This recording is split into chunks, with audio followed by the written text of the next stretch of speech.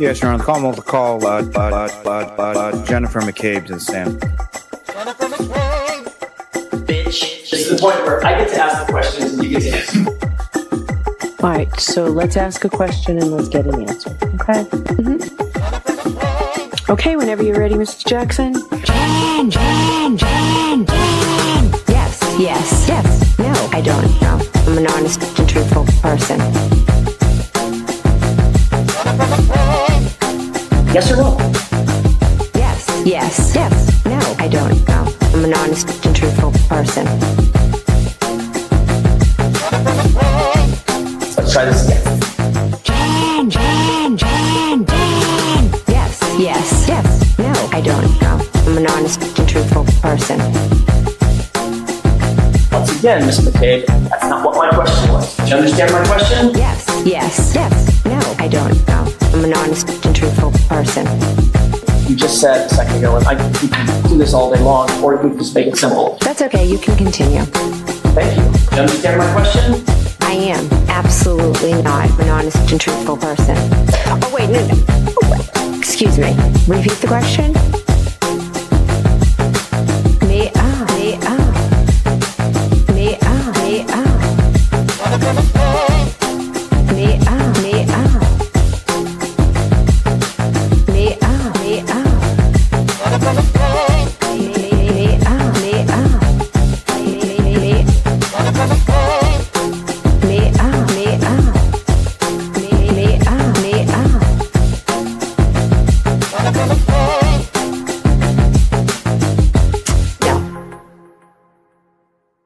Welcome to the Weekend Live Show. 508 is where I'm from. We run down the biggest stories of the week with you every Saturday night. Let us know in the comments right now where you reppin'. Pouchy Junction, Taunton, Worcester, Long Island, Manchard, South Florida, Webster, Malden, Framingham, Tucson, Billerica, Salem, Gloucester, Moosop, Connecticut, Charleston, South Carolina, Roslindale, Moosop, Connecticut, London, Hanson, Glendale, Arizona, Lynn, Mapleville, Quincy. Food stamps, leave your clothes, buddy, and hey, you a funny ass guy, man. Have you ever heard of Turtleboy? Yeah? Are you a fan? 508 is where I'm from. Hey, what's up? 508 is where I'm from. How was that? You a friggin' idiot. Stop telling people that I'm mentally deranged and stupid. Call me Aidan. He's not a doctor, but... Get out of my store, please. You're a fucking loser. You are a loser. You're not a journalist. You're nobody. You're not turtle hair. Don't make such fun of the criminal justice system. NFL on the house, blog that. Let's get this party started. Yo, what's up, people? Good afternoon, good evening, whatever it is, wherever you're at. Welcome to my YouTube presentation. My name is Aidan Kearney. You can call me a variety of nicknames if you'd like, up to and including. You can call me A. Timothy Kearney. That's my true crime name. You can call me Journalism Jesus. That's my spiritual name. You can call me Turtle Dove. It's my chat rat name. You can call me, what else can you call me? Uncle Turtleboy. Old school turtle riders do that. You can call me just regular Turtleboy. That'll do. I prefer Dr. Turtleboy. It's my preferred pronoun because if Judd Welcher's a doctor, then I get to be a doctor too. Everyone's a doctor. You can call me Daddy if you like. For some people, that might be weird. For other people, it might be fun, playful, flirtatious, borderline sexy. I get it. You call me all types of daddies. You can call me, if daddy doesn't work for you, you call me, roof daddy. You can call me, I fix roofs now too. It's in my repertoire. You can call me, let's see, crowd daddy, theater daddy, brow daddy, daytime daddy, no drama daddy, saint daddy, media daddy, and of course, fridge daddy, because I fix all sorts of fridges, don't I? And all sorts of appliances. I was on the chat rat showing them all the appliances that I fix in this house. Yeah, you call me homeowner, daddy, whatever you want to call me. I don't care what you call me. Just be here every Tuesday and Saturday night, usually at 9 p.m. sharp, unless I have my kids over. My son's here tonight. And yeah, because it's like this is cheer season. So they're always like away for like whatever. for cheering. And I'm the coach of the basketball team, the Huskies. So I got to be here. You know, I can't go to the cheer. She can't go to the basket. You know what I mean? So it is what it is. I know you guys are all wondering how we did. The Huskies lost today. A close one, 28-13. Didn't, you know, wasn't our best game. You know, like I said, we're always smaller than everyone and less talented. That's okay, you know, but we have heart. That's what we have, you know, and usually we have heart. Today was not, you know, we were losing 12-8 at halftime. And, you know, I tried to give a pep talk. Didn't really go as I planned. I said, no, we were getting, I don't mind getting beat by a more talented team. It happens. But what I don't like is, I don't like getting out hustled, right? That bothers me because that's all we have, hustle, right? We got to out hustle them. And, you know, the other team's shooting and it's a rebound and it's like, bro, just grab that ball. And just wasn't happening. They were grabbing all the balls. And, you know, halftime we had to have a speech. And I said, look it. You guys have like a sister? Does anyone here have a sister? Like an annoying sister? Everyone who has a sister has an annoying sister. So like, everyone have like an annoying sister here? They all pretty much raise their hand. And I'm like, so when your sister takes your stuff, right? Suppose you have something, whatever, Nintendo, whatever you have, whatever you're playing with, and your sister takes it, right? What do you do about that? Your annoying sister takes it. What do you do? Take it back, right? Give me that. And what if she resists, right? What if she pulls? Well, you got to pull harder, right? You got to wrestle her for it. You got to get. I see it every day in my house. Every day they wrestle, right, for something. Like my son included. I'm like, I want the heart that you have fighting your sister. That's what you need to have on the court. Because you guys are too polite out there. I know you don't know these guys on the other team, so it's awkward and weird. You know, you don't want to take things from them, whatever. Just take it. It's yours. They think like that's your annoying sister out there, and they all got it. They're like, yeah, let's go. And then we just didn't play like the annoying sister out there. So, you know, it was what it was. So maybe we'll get them next week. We're 1-4 now, but every week we're not tanking for the lottery though. We're going for the playoffs. So I think we have to like win out to make the playoffs, but we'll see. Anyway, I know you guys are all wondering about that. So yeah, that's that. What else is going on? Oh yeah, they're all mad too because I'm buying a house. I had an offer accepted for a house like less than a week ago. And it's so funny. No matter what you do, there's nothing I can do that will please the haters. The haters are so obsessed with me, like in all things me. I've never seen anything like it with anybody ever. Like the derangement syndrome around little old me is just fascinating. There's there was a space today. I'm not going to lie. The Switzerland lady, I actually listened to part of it because it's fascinating. It's fascinating how much these people are obsessed with me. I've never seen anything like it before, ever. So anyway, what was I saying about that? Oh yeah. So, you know, they're going to say no matter what, they're going to be like, yeah, well, so if I didn't buy a house, you know what they'd say? Oh, he lives at a rented room somewhere. And that's like, you know, whatever. Like I rent a place. It's not my place. Right. Or, you know, they might be like, oh, he lives in his mom's basement. Like they would make fun of you for that. And then you buy a house and then they're like, oh, you have money for a house, but you still need donos for your legal defense fund. This and that. Like, bro, you know, hold on.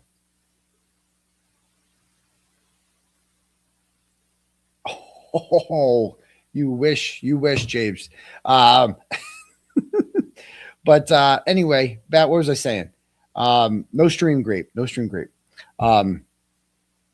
Yeah, so like I need you know, it's like somebody asked me today, like, you have enough money, or like, why are you buying a house? It's like, because I don't want to be homeless. Like, why else do you need a home?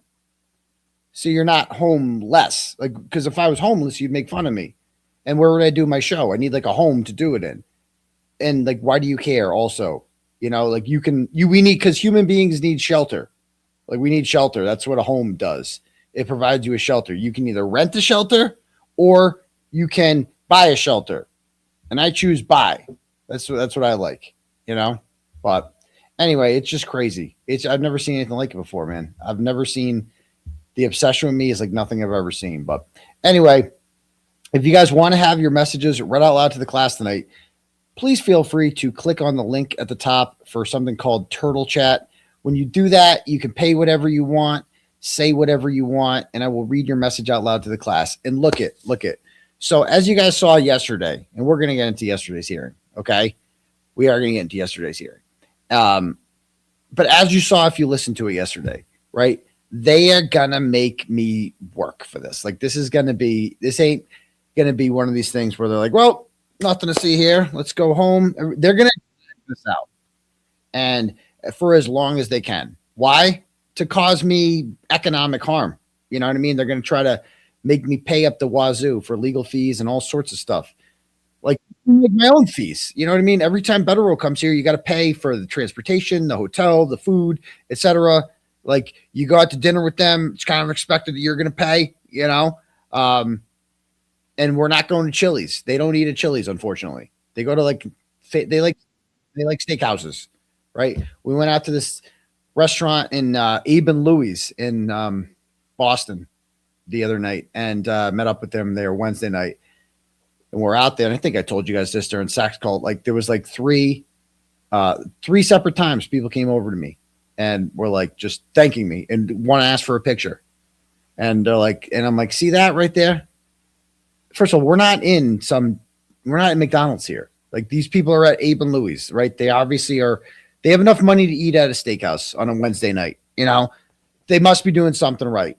And so like, those are the kind of people that have my back. This isn't just like some like gutter muppet blog or that nobody cares about. Like legitimate members of society that eat at steakhouses on Wednesday nights come up to me, thank me, and ask me to take pictures with them.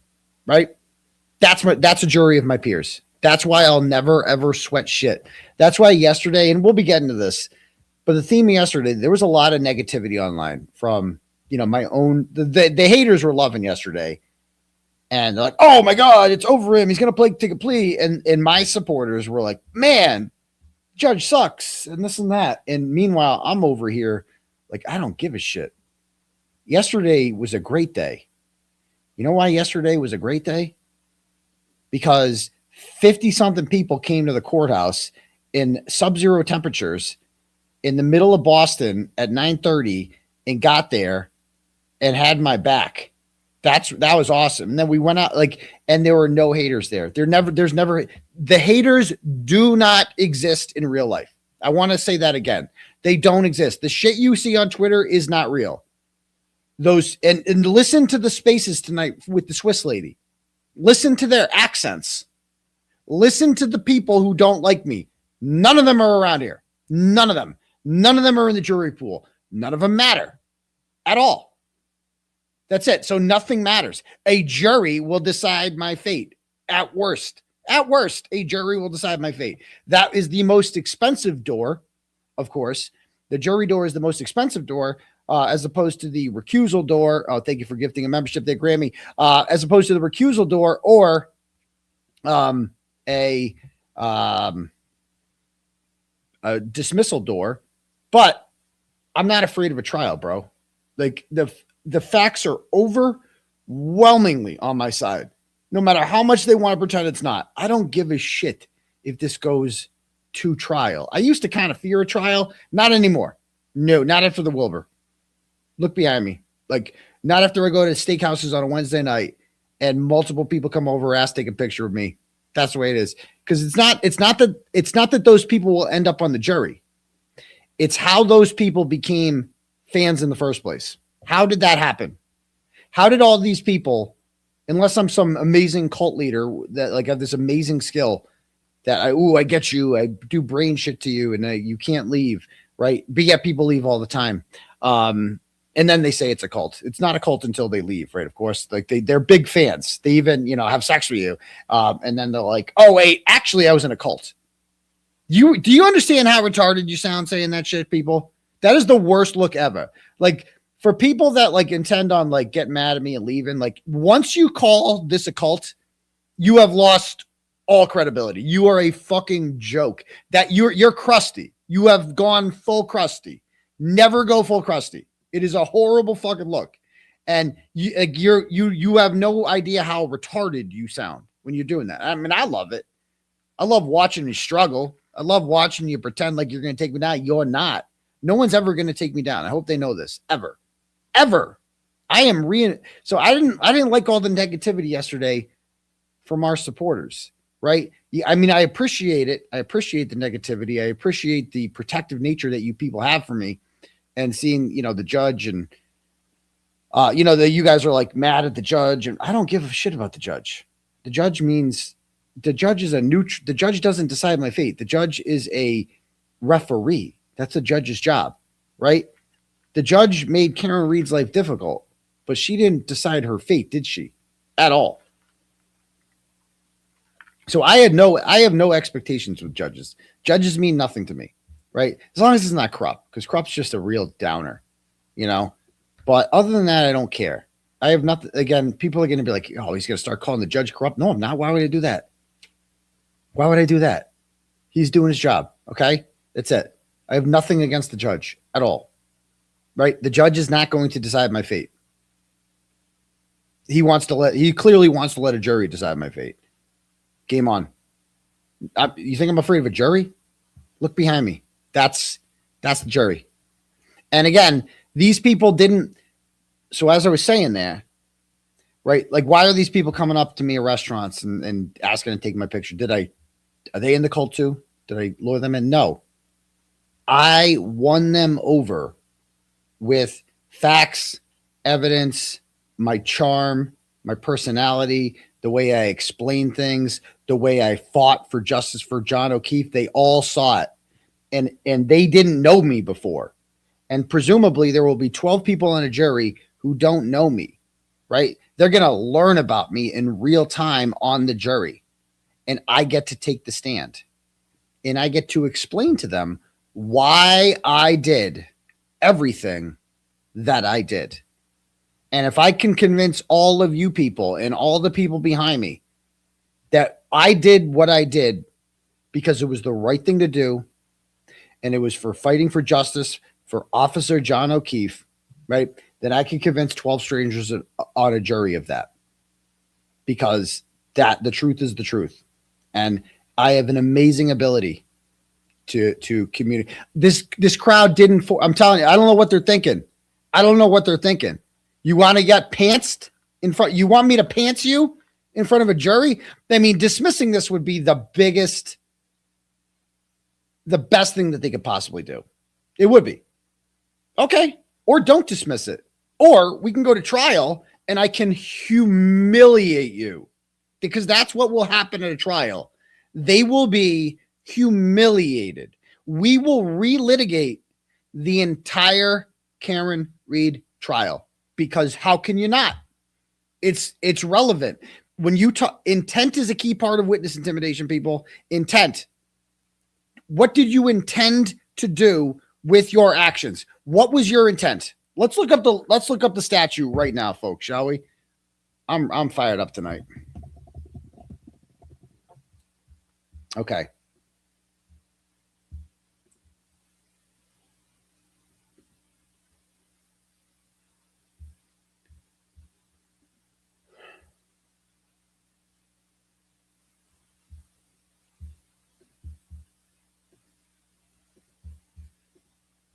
All right.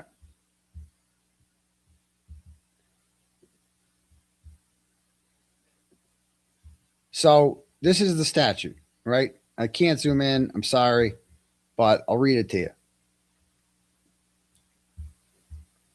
Whoever willfully, either directly or indirectly, threatens, attempts, or causes physical, emotional, or economic injury or property to a witness. Okay. Forget this conveys a gift thing. That's not going to be relevant. Or misleads, intimidates, or harasses another person who is a, that's not what they're getting me on. They're getting me on this part. Okay. Threatens, attempts, or causes physical, emotional, or economic injury to. So emotional, nobody's saying physical. Everyone's saying emotional. No one's saying economic, really. Maybe Chris Albert, but emotional is, that's that. And Liz Proctor's going to say economic too. Threatens to. So or attempts to. So to be very clear, you don't actually have to cause any sort of harm to these people. They just have to prove that I was attempting to cause harm, to be very clear about this. That's how weak the statute is. Fine, game on. I'm not worried about that. Anyone who's a witness, potential witness, so they're all covered in there. But here's the most important part.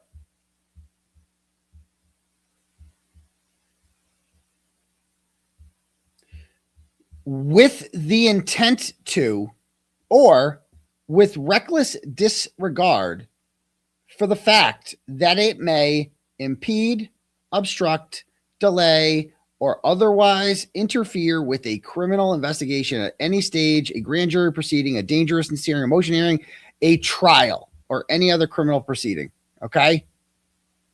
So that is what right there. Okay? Keyword, intent to, or with reckless disregard for the fact that it may impede a criminal trial. So they are going to have to prove beyond a reasonable doubt that my intent was to impede a criminal proceeding or trial. Intent to do that. How do you prove intent? Well, here's the problem. At the grand jury, all these people got up in front of the grand jury, Jennifer McCabe and Chris Albert and all these other losers. They got up there and they said, they were asked by Ken Mello the very leading question, what do you think his intent was? As if they can get in my brain. What do you think he intended to do? Why do you think he was saying this stuff to you? Oh, I know the answer to that one, because I'm a witness in the Karen retrial and he wants me to change my testimony. Ding, ding, ding. And Colin Albert is the only one that messed that up when he was asked. They asked him, why do you think he's doing this? He's like, I don't really know what his problem is. I don't really know. It's like Chris Albert's like, Jesus, son, say the fucking line, say the line. But the rest of them all got it right. Okay. And that's so up until now, the only people who have defined my intent are the McAlberts themselves. I have not been able to talk about my intent. I didn't get to go to the grand jury. I get to talk at the trial. I get to testify. Okay. And I forgot to put this on Twitter too. I'm sorry. I forgot to go live on Twitter. I don't know how I missed that, but I get to testify. And I get to explain what my intent was.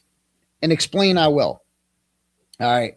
And a big part of this is that, how could you honestly say that my intent was to stop the Karen retrial from happening? How could you say that?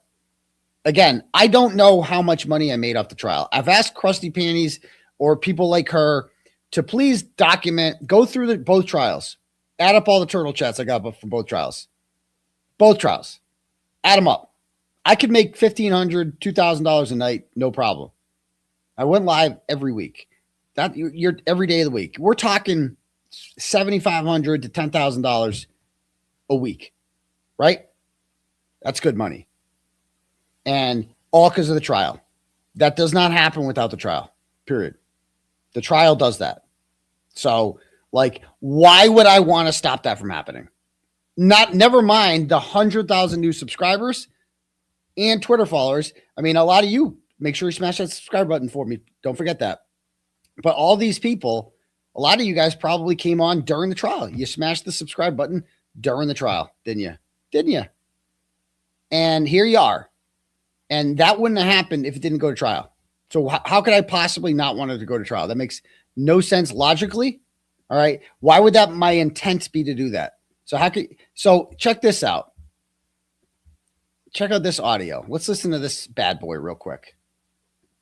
I just feel like something's happening. However, at the same time, it's like somebody said this to me the other day about Karen Reed. Okay. It's this is no way to live. It's not. This is not a life. How how long can one person deal with this cloud? Like I've said from the beginning that I do not want this to go to trial. Boom. That's where they stop it. That's all they played for the grand jury. They played that clip, right? And they said, I said from the beginning, I don't want this to go to trial. Right? And they're like, ooh, see, there's his proof. He was trying to stop it from going to trial. I don't want this to go to trial. Right? So there's your, because they need to prove intent. That is all they have for intent.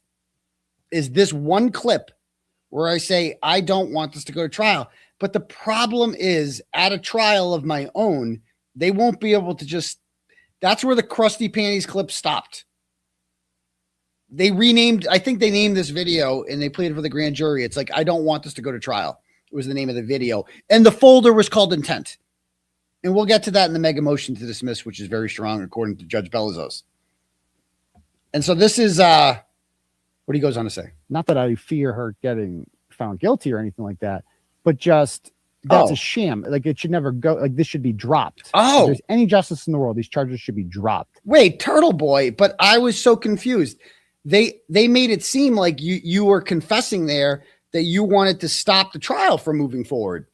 It sounds to me like what you're saying is that you support the motion to dismiss. Is that what you're saying? Because that's very different. Because motions to dismiss are allowed, right? That's not, motion to dismisses are not witness intimidation as much as they would like it to be. Oh, okay. Go on. Anything else to say? And the people that actually did this should be charged for it. Oh, but at the same time, like how long can this go on for? Like, and how much stress does this take on a human being? Yeah. Like, this has to be putting years on Karen Reed, like mentally. Yeah, I would think so. You're very kind for her sake. Very kind of you to think of her. It's like, wouldn't the best thing for her be to just get this over with? Like, let's fucking dance. Maybe. Let's dance. Okay. Oh, remind me to show you the Reddington text tonight too. Oh, whoa, sounds juicy. I've never showed these before. I'm sure. Never. I'm going to show them tonight. Oh, freaky there. So I just wrote it down. But you wrote it down. If you were her, real official, like don't like. Let's go. Yeah. Let's fucking do it. Yeah. Like, I understand not wanting to, and this has been my position from the beginning, because I've thought about being in this position before. And well, here you are in the same position. The roller coaster that must be happening in your stomach. No, I'm good.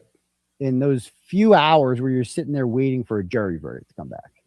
Well, that turned out to be pretty prophetic, right? I mean, the I saw it happen. I was in the courtroom when they were waiting for the verdict to come in.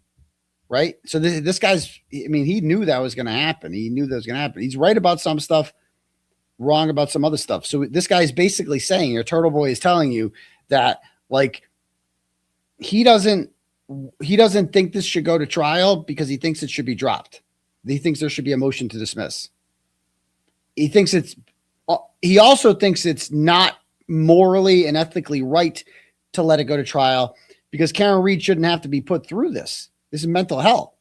But at the same time, if you're Karen Reed, don't you just want to get this shit over with and say, fuck it? I mean, that's a good point. He's making a lot of good points here. They never played any of this for the grand jury. They will have to play it at the trial. You can't just clip shit. You can't be like, no, we just want the crusty panties edit. Like, no, motherfucker, you got to play the whole thing. Like, and you see, like when Kyle Rittenhouse was exonerated, like it was authentic. He broke down crying. Like it was crazy. Like hey, it's just like so much can change. Yeah, we get it, Turtleboy. We get it. One word. Yeah, and either not. Yeah, if the word "not" is in there, you're starting to sound like BLT. Go ahead. Isn't in there. Your whole life is over. Like it's like imagine that life in prison, or you go on to become a very wealthy person, and that's what she will be. Well, that's what I thought. That's what I thought. See what I'm saying? I always assumed Karen Reed was going to fucking kill it afterwards. And that's why I did the whole intervention stream, because she could still kill it. I still believe that. Go kill it, girl. As a very wealthy person, and deservedly so. Book deals and got, movie rights. And God knows what she'll get out of this. Yeah. Or life in prison. Now, there's like a 99.999% chance it would be the first one, not life in prison. Yeah. But would you want that? Like, would you get on a plane if you thought there was a 1% chance that plane would crash? would you want to get on that plane? Nah, maybe like 0.5. No, wouldn't you rather just like, if like, God, just fucking drive. How But far then though? driving's expensive and you're stuck in traffic. Yeah, And that's true. fuck it, I'm jumping on a plane. This isn't worth it. Ooh, we might risk it. And that's Ooh. kind of the position that I think she's in. That's And, like, really deep shit, Turtle Boy. Deep. Shit right it's there. selfish on my part. And Oh, it's on all of our selfish. part. I think, Selfish. that we would love to see a trial. Wait, Like, what? obviously, that would be Wait, great. what'd you say? I thought. Wait a minute. Time out, Turtle Boy. But they told the grand jury, and they told everybody, like the media, all this stuff, that your intent was to stop the trial from happening, right? That's what because intent is a major part. Intending to prevent a criminal proceeding or a trial from going forward, that's a big part of witness intimidation. Now, they told us, bro, you got Kazi G, not the cool Kazi G, the real one, told us that was your intent, that you stated that this was your intent. But what did I just hear you say there? Rewind that real quick. Fuck it, I'm jumping on a plane. This isn't worth it. And that's kind of the position that I think she's in. And like, it's selfish on my part and on all of our part, I think, that we would love to see a trial. Well, you would love to see a trial? But I'm so confused, Turtle Dove. They told me that you don't want a trial, that your whole intent is to stop a trial from happening. Now you're saying that you would love to see a trial? Can you make up your mind? Doesn't make any sense. Like, obviously, that would be great for us. Like, it would be wild. Great for us. And it would be so entertaining. But I thought you And we don't could want watch it. Alan Jackson just freaking eviscerate.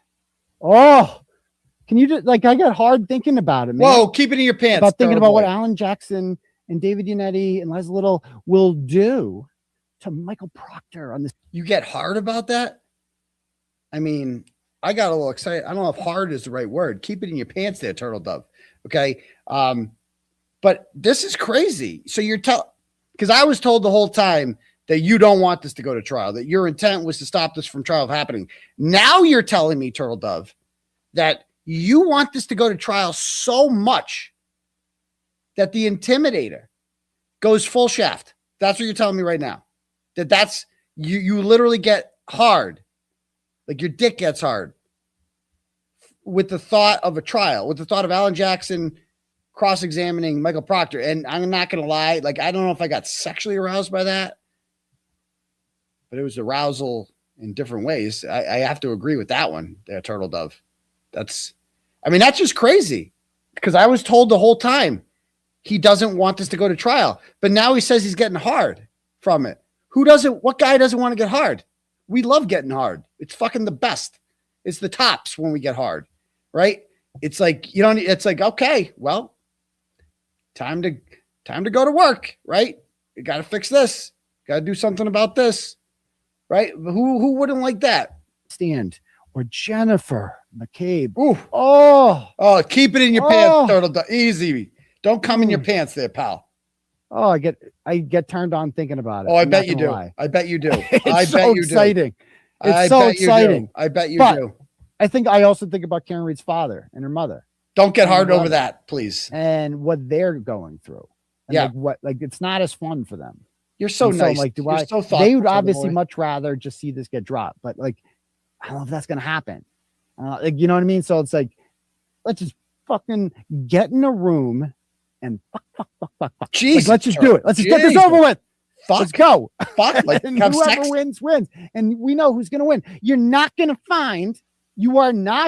to find 12 people that are going to believe, yeah, she fucking did that. That's like, true. and you know how I know that, guys? How? Just go on any of these websites. Go on, like, there was a YouTube channel the other day. Okay. Easy with your YouTube channels there, Turtle Dove. Okay.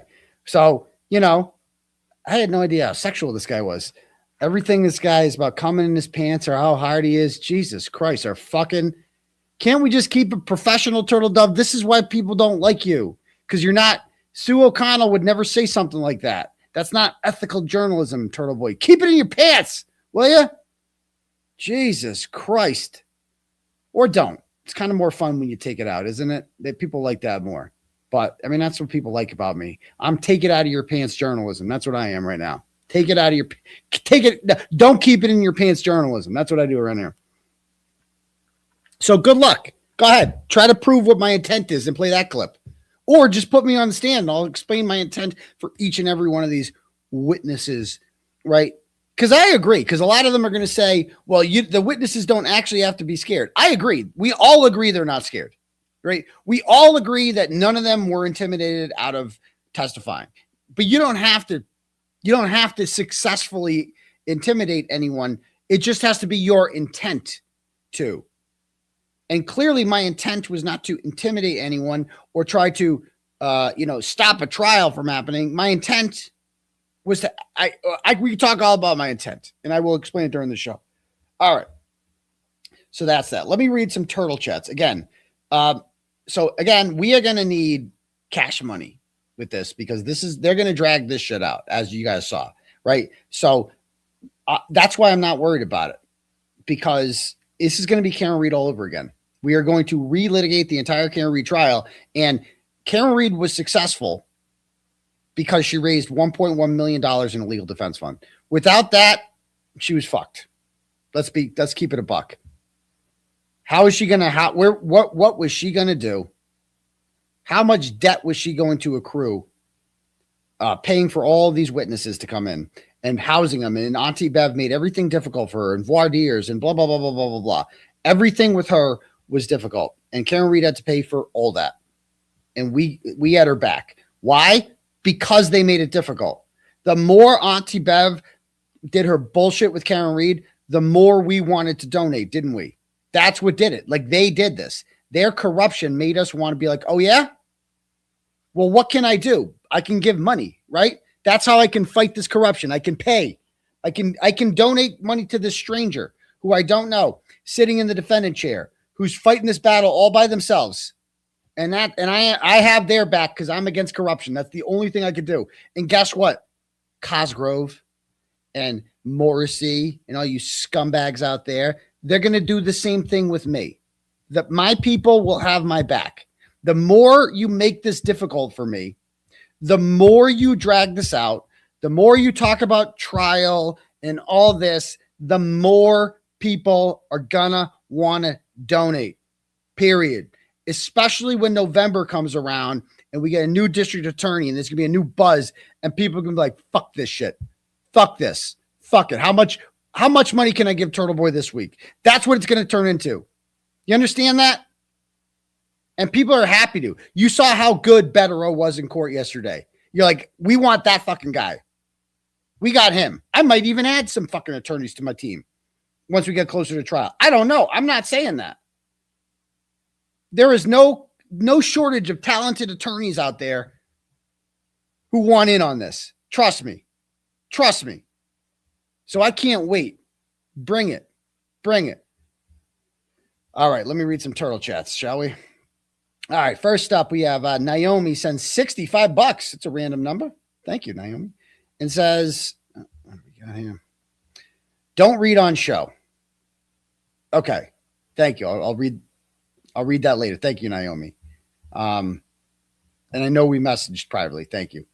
Carla sent this the other night, and I didn't read it. It was $50 and says, I hope this helps. Yes, it does. It definitely helps. Every little bit or big bit or whatever helps. Let's go. Next, Lisa. Oh, my favorite Dedham librarian, Lisa, sends $25. Goes, happy Saturday, dog daddy. Your favorite librarian, Lisa Desmond. You are my favorite librarian. Thank you very much, Lisa. Indie Girl sends $20 and goes, always stand with you, Aidan. Much love from your dad's hometown, Fort Wayne, Indiana. I love Fort Wayne, Indiana. I love it so much. If I wasn't living here, I would live there. I would live in the Midwest. Indiana in particular. Love that state. And it's like a big city, you know, but it doesn't feel like it. Like, it feels like you're in the burbs. And property there is so cheap. Go on Zillow and look at like what property costs in Fort Wayne, Indiana. I could live like a fucking king there if I wanted to. But anyway, thank you very much. Next, we have Alley Cat sends $5. Goes, please clear up Grant's latest bullshit about yesterday.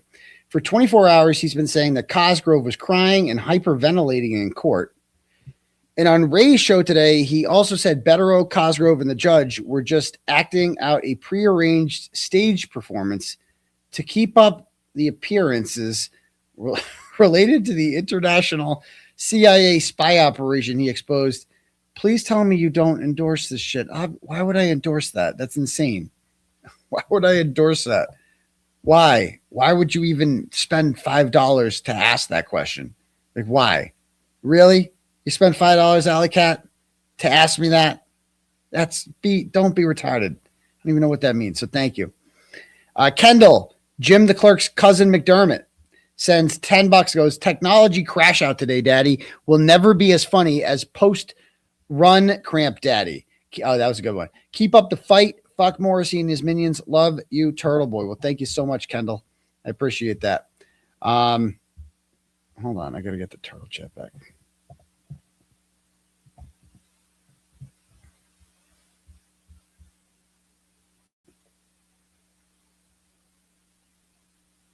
All right. Here it should work now. All right. Here we go. Next. What?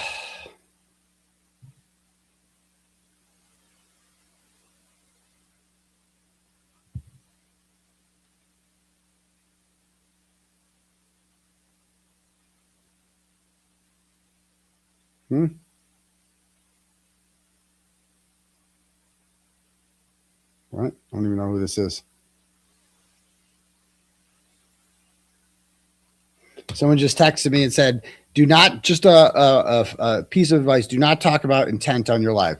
I will be disregarding that advice tonight, just to be very clear. Like, I'm not your typical defendant, and I definitely do not need your patronizing advice. Okay. I do my show the way I do it. I say what I want to say. I didn't ask you for your advice. Let me do my show the way that I do my show. That's it. Thank you. Next. I know you mean well, but definitely do not ever message me during the middle of a show and tell me what I should say and not say.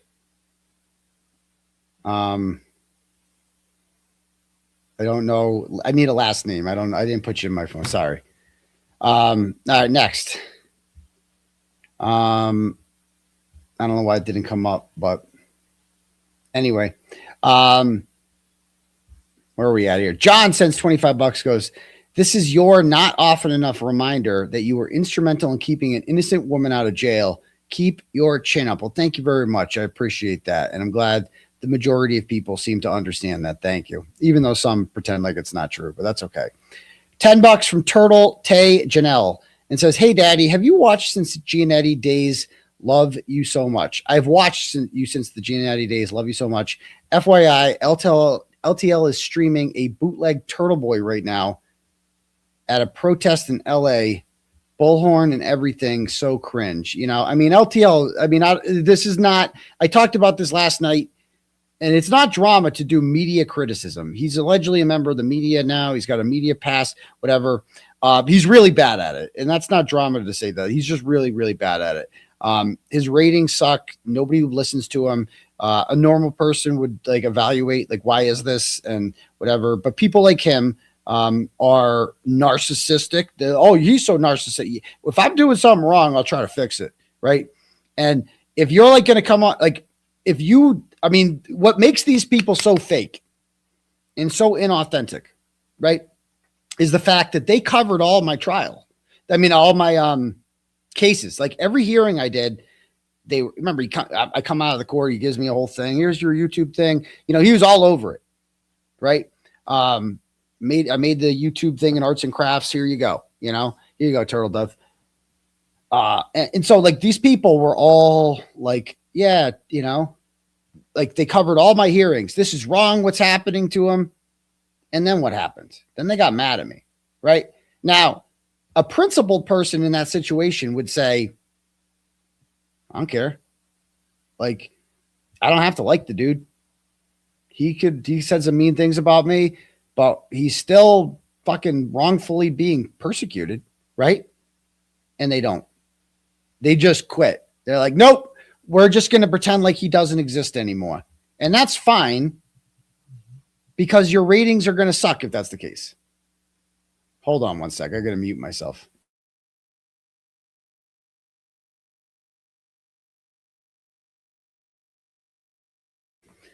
All right. I thought it was someone else. All right. Anyway,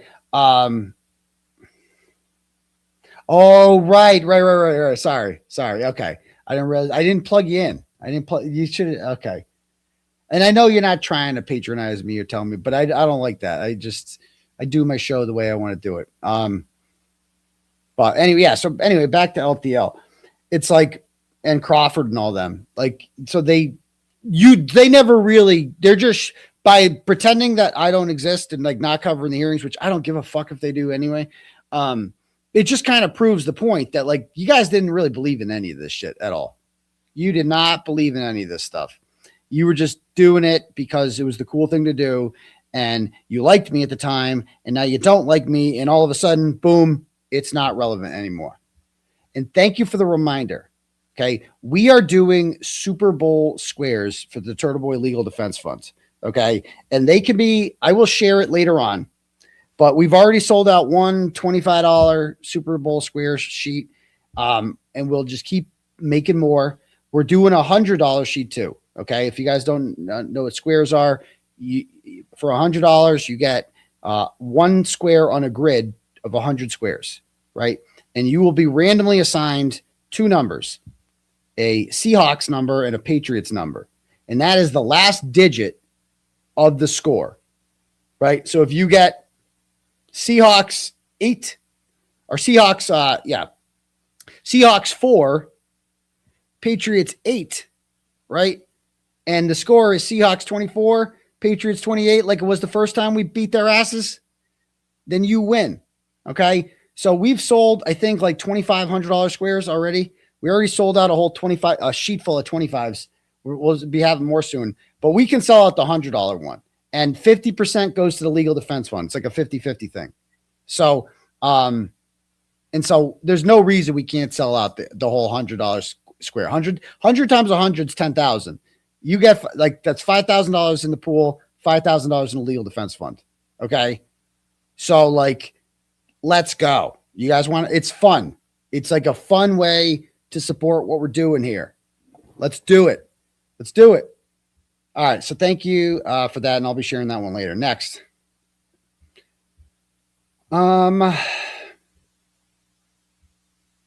Yeah, so that was LTL. Boring. No, I haven't watched it. Sherry sends $100. Thanks, Sherry. And says, supporting you in your fight for justice all the way to freedom. Free Turtleboy. Thank you so much, Sherry. I appreciate that. Okay, next. Joellen sends $25 and goes, free Turtleboy. Just keep swimming. Okay, I'll do that. Thank you. Reese sends $5 and goes, I know your judge seemed kind of tough, but for my eyes, I think he really respects Bettero. How could he not? And knew that he could handle on-the-spot questions. Exactly. Bettero did amazing defending you and your right to a fair trial. I have never seen Bettero as impressive as he was yesterday. Ever. Have you guys ever seen him that good? He was so good. There wasn't a single time when Bettero did not know the answer to something, where he stalled, where he didn't know what to say, where he said, why don't you get back to me, like Cosgrove did. He didn't have any moments like that. And he was awesome. Whether Cosgrove is recused or not, you're still in a great position of the best lawyers for you. Exactly. Like if Cosgrove isn't recused, which, let's be honest, if we were being fair and watching that, the odds of that happening are slim, right? If he's not recused, then what? Then we're right back in the same position we were before, right? It's not like we could only benefit from this. And that would effectively be the end of the case, right? Because there's no way they'd be able to replace him. And in our opinion, going into this, if you watch my Thursday night stream, I specifically said that this would be a bold move. On paper, is this motion to recuse legitimate? Of course, 100%. Everything's on our side. The facts are on our side. There's a clear and obvious necessity to recuse Robert Cosgrove as specially appointed prosecutor. But what do we have going against us? It's a bold move. And judges around here just aren't bold in general. Like telling a special prosecutor, you got to go, is a bold move. And they're going to try. They don't like bold moves. Bold moves make headlines. Judges don't like doing that. So it's just, that was what we had going against us. And so I don't like this is how motions work. Karen Reed lost, you know how many motions she lost? All of them. I don't remember any motions that Karen Reed won. She had to go to the SJC to get Jennifer McCabe's messages from one day and lost everything else. She always lost, but it didn't matter because a jury was never going to convict her and a jury's never going to convict me, period. End of story. Next. Oh, no, it goes on to say, I don't know what juror would be able to sit and listen to Cosgrove mumble on for more than 30 seconds. You will get through this one way or another. The law and the facts are your side. Exactly. They are counting on 1 million-year-old Robert Cosgrove to come in there and somehow convince 12 people that I'm a dangerous person, that I'm a witness intimidator. Good luck. Nancy sends $25, goes, hey, Uncle Turtleboy, I know your preferred pronoun is doctor, but nobody tells me what to say. I like it. Fuck pronouns. Love your show. Free Turtleboy. Thank you so much, Nancy. Lady Tammy sends $10, goes, I gave the new judge the benefit of the doubt for as long as I could, but I've now named him Uncle Bev. Well, that's your choice. I will not be disrespecting the judge because I'm not stupid. I'm not going to disrespect the judge that's assigned to my case. I'm not an idiot. I don't, again, I said this before, I'll say it again. I don't care about the judge. The judge is just a referee, right? You can't, and I'm not saying he's a bad ref, but suppose you do have a bad ref in a game, right? You know how you overcome a bad ref? You win by 1 million, and then the ref can't do shit. And that's what we're going to do. We're going to win by 1 million. It doesn't matter if the judge is good, bad, mediocre, doesn't matter. We're winning either way. Let's go. Next. Allie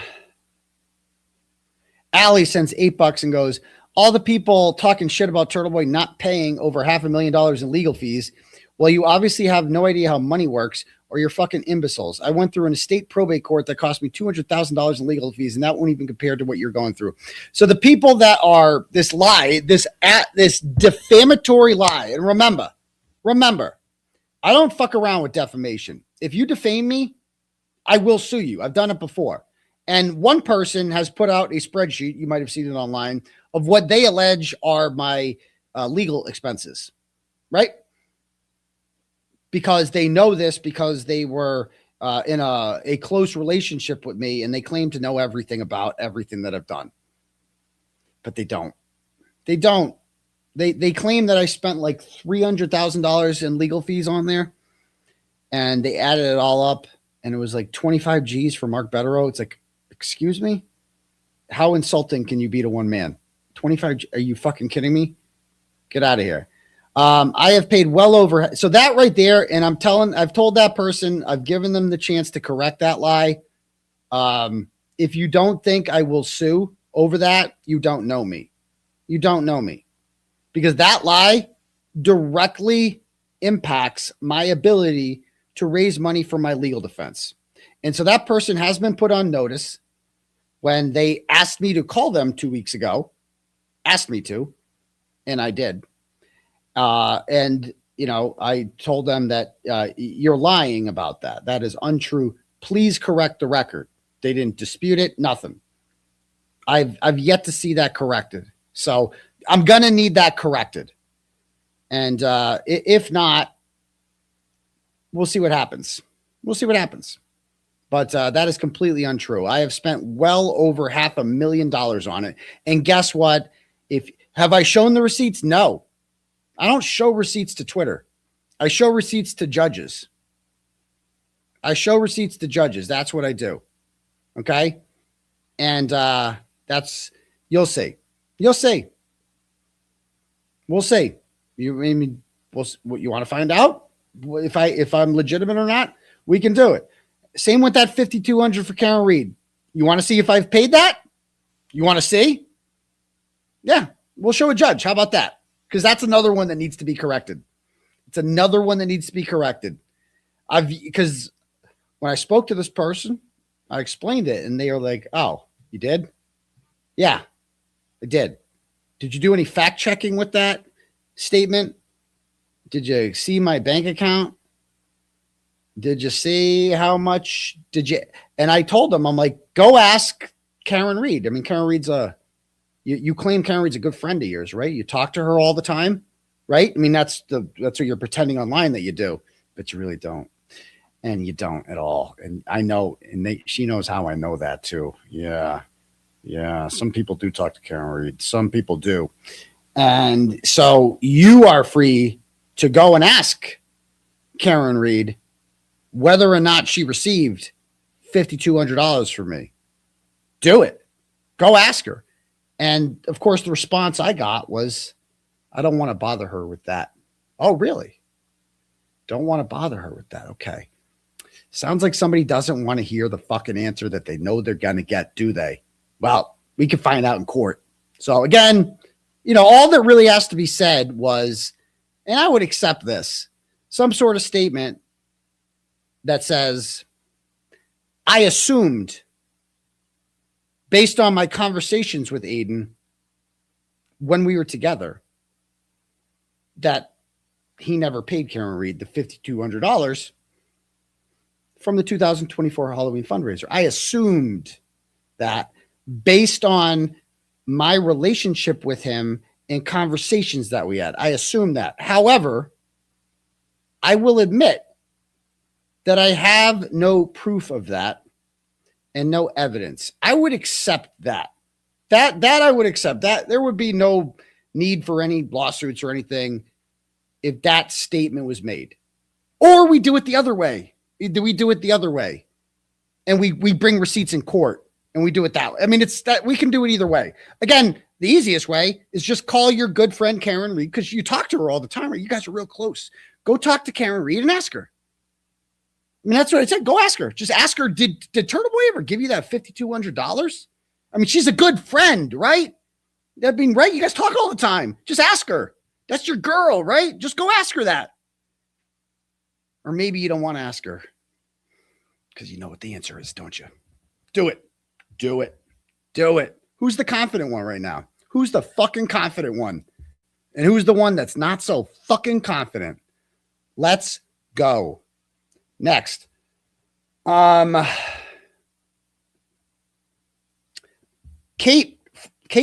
from Middleborough sends $10, goes, pennies for the killer bees. You are so right about the support you have. Free Turtleboy. Fuck yes, I am, Caitlin. These people think that they could take me down. Are you out of your fucking mind? Are you seriously out of your fucking mind? What are you thinking? What are you thinking? It's not going to happen. You motherfuckers ain't going to take me down. Stop it. Stop it. Jen sends $5, goes, I don't think your charges are because they couldn't get Karen Reed. It's because they knew you wouldn't shut up about the John O'Keefe investigation after she was acquitted. More like, no, I think it's about because they couldn't get Karen Reed. And just like Jennifer McCabe is going to be up their ass. They just don't want to get the emails from Jennifer McCabe. So there's that. Next. Jen from Utah Myers sends $16, goes, the last hearing lit a fire in me. I don't have much, but I'll be donating 1 hour of wages from each paycheck until you're free. Exactly. Suck on that, haters. I wish I could do more. Please know that I and so many others are with you. God, I love you people. Jen from fucking Utah, bro. I got Jen from Utah here giving me $1 of every hourly wage. You don't have to do that, Jen. I appreciate that so much. But that's how much people fucking support me. Just understand that. No matter how hard you push, you will fucking lose. Because that's all anyone does. And it's not because I'm fucking special. It's because of the people behind me are. That I will always win because the people behind me out fucking number you, bro. They outnumber you 1,000,000 to 1, and they are real, and they have money, and they show up. And unlike you pussies, none of you fucking losers had the balls to show up yesterday. Not one of you did. Not fucking one of you at all. So thank you. Diana sends $10, goes, hi, Turtleboy. I was at your hearing yesterday, and I just want to shout out the court staff who said the crowd at the hearing that we were awesome and respectful. They were great. Loved the white shirts. The court staff was great at Suffolk. Also, I've seen it on live streams, but seeing Betterow and Bradel argue in person is next level. They are so insanely impressive, and every donation to your legal defense fund is 10,000% worth every penny. I will definitely be back to support you on March 27th. Keep being awesome. We love you.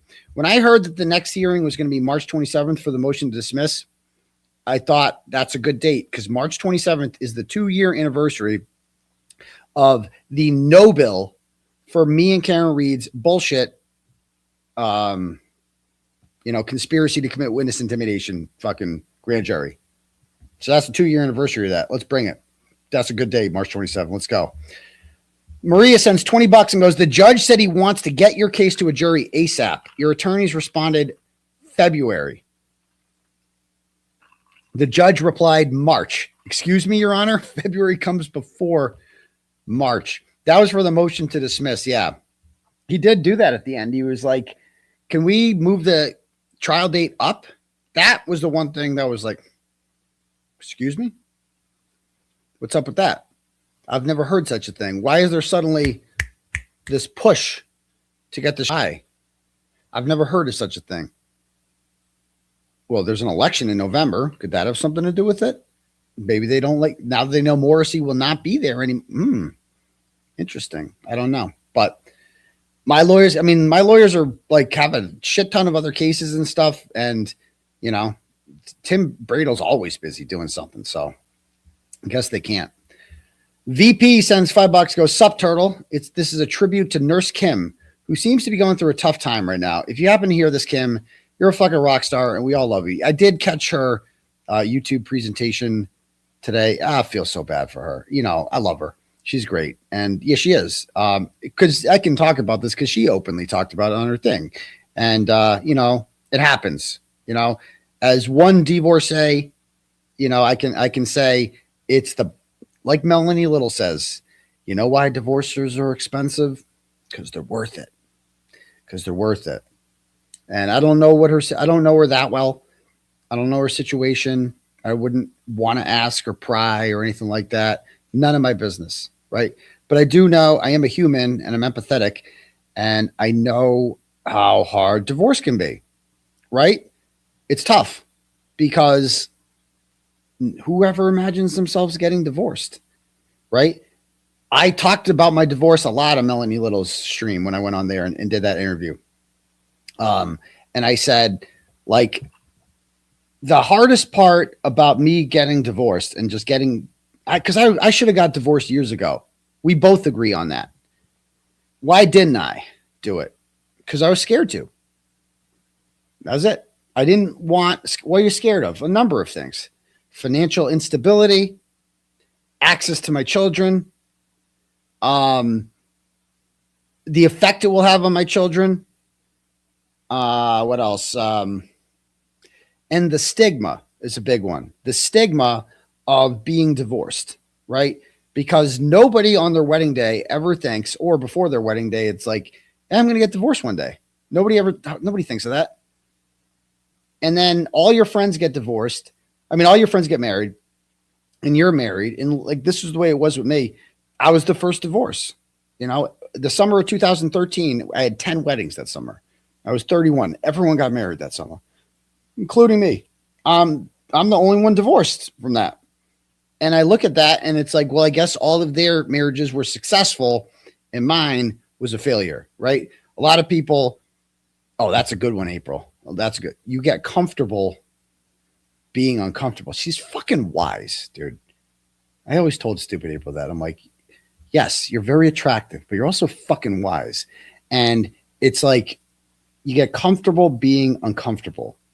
Yes, that's the way it is with a lot of people. I slept on a couch for like 6 years, bro. And I just lived this marriage that wasn't really a marriage. You know what I mean? Both of us did. And then finally I went to jail and I was like, okay, I guess I'll finally have to do what I should have done a long time ago. And I can't tell you how much happier I am, both of us. You will realize that. And so I'm sure it's very hard for Nurse Kim and people like her, because she ain't the only one in this position. I'm sure a lot of people are in that position, right?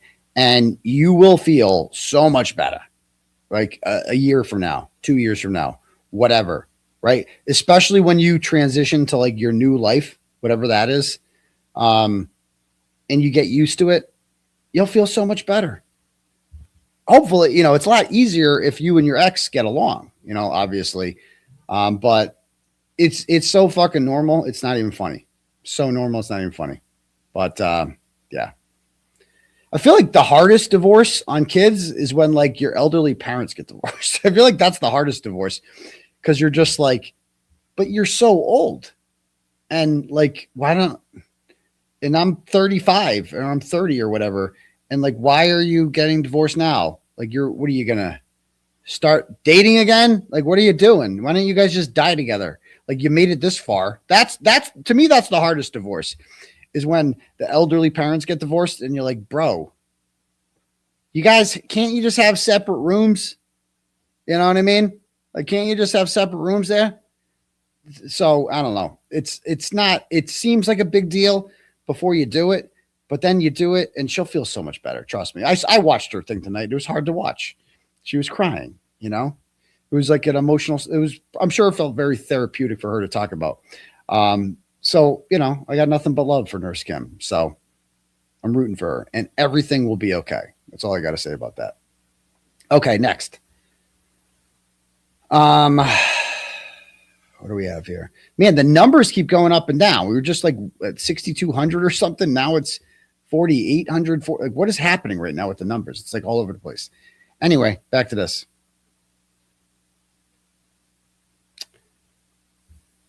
All right. Whoa. Holy cow. This is a big one. Lily CCCCC sends $250. Woo! Thank you, dear. And goes, don't ever let anyone break your soul. You've stood on your own 2 feet. These are those who would give anything to see you fall. Never give them the satisfaction. Keep your head up and smile. Stand your ground. In other words, fuck them. Hashtag free Dr. Turtleboy. Thank you so much. And they never will break my soul. And I have stood on my own 2 feet. And it's because of people like you. Send 250 smackaroos that I'm able to do that. Thank you so much, Lily. You're the best. Mon sends $25, goes, donating to your legal defense fund is investing in the betterment of our own lives and holding onto our freedom. I still love the stuffing out of you. Well, thank you so much, Mon. I appreciate that. That's really cool. And by the way, now we're up to 5,400. What is going on with these numbers? These are crazy. I don't know what's happening. Next, Patricia sends $5 and goes, I love watching you watch yourself. I kind of enjoy watching myself too. Not like that, but on the YouTube show. I love watching you watch yourself. You are like tilting your head to listen and think about yourself. Well, I'm glad you find that enjoyable, Patricia. Thank you. Erin sends $10, goes, the grand jurors are going to be bamboozled when they start seeing these full videos. I hope one of them reaches out to you. I know. I don't know if they will, but we'll see. All right. Let me read some Cash Apps here. I'm sure there's more. We'll get to them in a bit. Just don't want to miss any Cash Apps. Okay. Kaylee sends $25, goes, you're a baller. The truth is on your side. Well, thank you so much, Kaylee. I'm glad I'm a baller. Kimberly sends $50. Thanks, Kim. And says freedom. At a girl. Thank you, Kimberly. Erin sends $5 and goes, Turtleboy, Tully, and LG informants. Bettero said so. Huh? Thanks for the $5. Okay. This was from Crystal yesterday. Says $5 and goes, the hearing was bullshit. You have so much support behind you. Well, thank you so much. Oh, crap. And I sent the wrong babysitter $40. I just realized that. I sent the wrong. Hold on. I got to text the babysitter.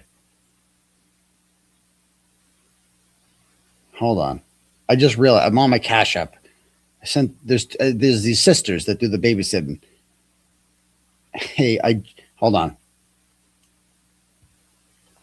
Hey, I just realized I sent the money to your sister instead of you. Okay, she'll get back to me. All right. Oops. They have the same last name. It's a little confusing. Okay. All right. Anyway, I just realized that going to my Cash Apps, I'm like, that's the wrong sister I paid. Maybe one sister can send to another. I don't know. We'll see. Or just whatever.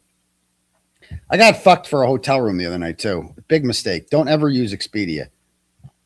I booked a hotel room in Medford because I'm like, yeah, I figured city hotels are more expensive. So I'm like, let's go to Medford. And then I realized the commute from Medford in the morning is like 40 minutes. It gets so crazy. And so I'm like, okay, cancel that. And I go to I'm like, I cancel the reservation. I'm like, cool. And then I don't get a refund. I'm like, what? There's no money. It didn't come back. And then I call the hotel and they're like, you got to go through Expedia. So I call Expedia and they're like, yeah, we don't do refunds. I'm like, what? So I could have just kept the room. Yeah, you're just gone. Like it's just gone. I just spent $130 on nothing. Don't ever use Expedia to book a hotel. Just go right through the hotel's website. That way you can just call the hotel and talk to a human being. It's just insane. But anyway, and if anyone else wants to donate, the link to Turtle Chat is at the top, or you can cash at me at $ Uncle Turtleboy, and we can do it that way. Okay. Let me start off by talking about something. The new bomb that dropped the other night, the Jen McCabe messages, which they're trying to pretend are not a big deal, but clearly they are. Okay, let's pull this up.